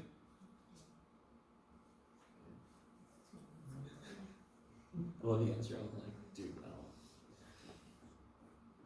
Watch it. What's all? So on the bottom, I got my 2 minus 3x. What do I need for this to show up? -1/3. Yeah, so I need a -3 here, right? So I better put a -1/3 in the outside. Okay, so let me stop for a minute. That's my du, yes? That, I know what 3x is. And that, I know what that is. It's going to be u. So what does this become now? Be -1/3. Integral, what's 3x? 2 minus u. 2 minus u. What's 2 minus 3x? U. And what's -3 dx? Du. Did I replace all my x stuff with u stuff? Why is this integral better? It's on u. Because I only have one term on the bottom, I can break that shit up now. So that's kind of nice. I really need some of you guys to know this. If I have too many terms on the bottom, I could try to let u equal all that shit so the bottom becomes one term. And then I'm hoping the top, I could actually, I need you to see this. If I know u in terms of x, that means I know x in terms of u. Because I can just solve, right? That's the one little thing that I really want to make sure you guys see before you leave this class, because a lot of people don't show that, the flexibility with u sub. There's a lot more shit you can do with it too, but you'll talk about it in Calc 2 hopefully, if you take Calc 2. What do I do now here? Now you do exactly what I said. So -1/3 integral 2 over u minus 1, right? And then that's pretty nice. What's the integral of 2 over u? 2 natural log of u. What's the integral of 1? U. Yeah. Me? Everybody. And then you just plug back in what u is, right? U is, where'd it go? Here. 2 minus 3, so you just plug that back in. Okay. So, oh shit. Let me give you the, goddamn, I forgot, I didn't notice what time it was. I'll give you the answer key. I want you to have a few minutes to look it over. It's a 2-pager. So.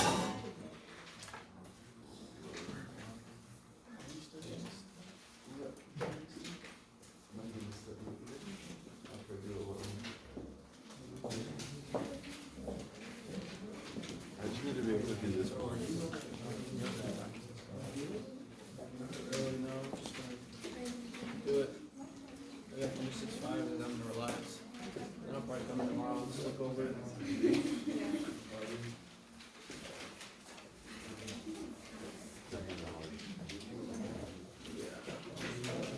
think you'll be alright. Start over.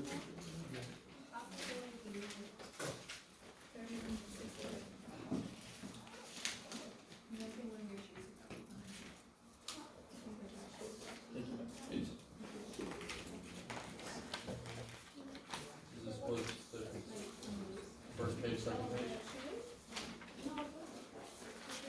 What happened? Is this what you already gave us? Or did you? There's two changes. Yeah. No, did you make the changes before you already gave us? I had no time to do that. So I'll remind everybody what I said earlier, that there's a mistake here.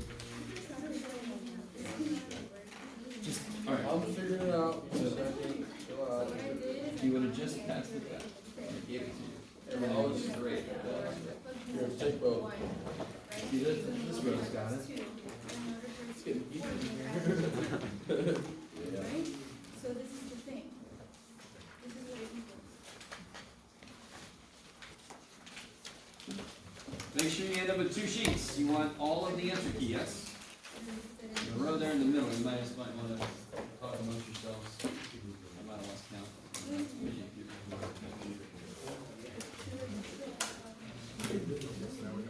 Okay. The very last one. Just to remind you guys, we did this problem together. Where did it go? It was number 1. No, which one was it? It was number 6A, I think. 6A. Yeah, 6A. So I did it as if it was squared instead of cubed. So we did 6A together earlier. Yes? I think I just for some reason did that problem without my glasses on. So I thought it was a square instead of a cube. That's why the top is not right. Yes? We did that one together earlier. So hopefully you're paying attention. Okay. 6A was this one. And that's why I went ahead and did it all the way out earlier. So you have it. Okay.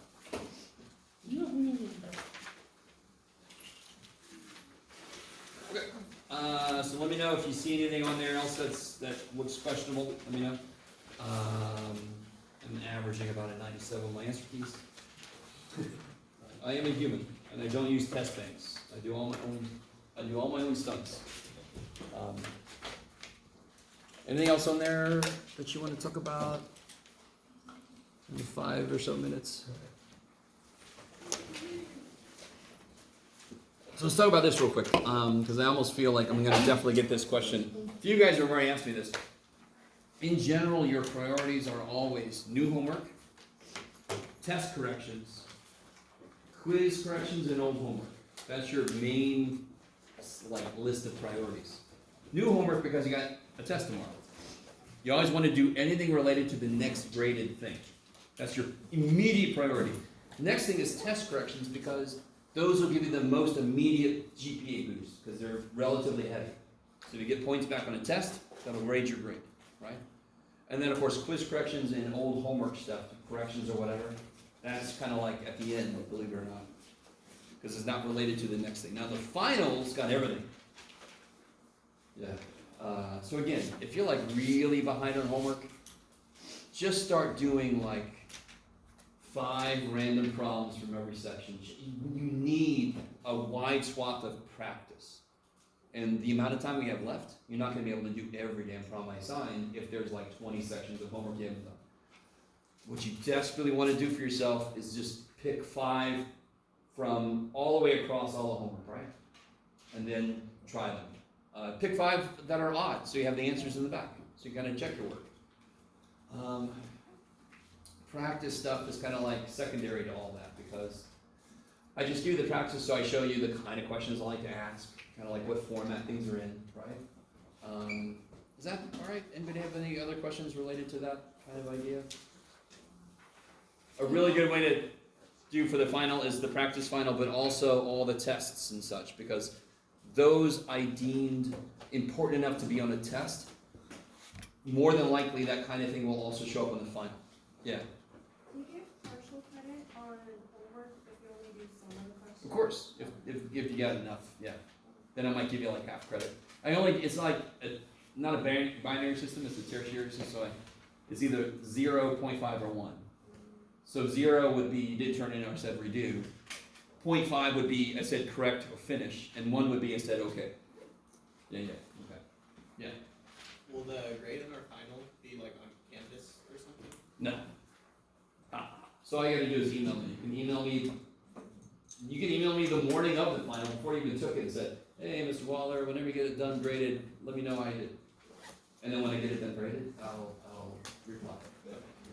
I'll also submit it to self-service the night of, so it'll be up there. Yeah. Well, you kind of answered it, but like if we want to go through and do homework in 5 of each, is it worth it to turn it in? Sure. Yeah, that's something, right? that'll at least tell me, like, an effort kind of thing. And trust me, I think I told you guys, I don't think I ever finished homework in grad school. I was working 3 jobs just to be able to afford going. I never finished homework. I just didn't. But I did enough so I can keep the test stats, right? That's really the way to do it. All right, guys, if you have any specific questions, come up and see me. Otherwise, I will see you tomorrow. Don't forget, I'm in my office upstairs.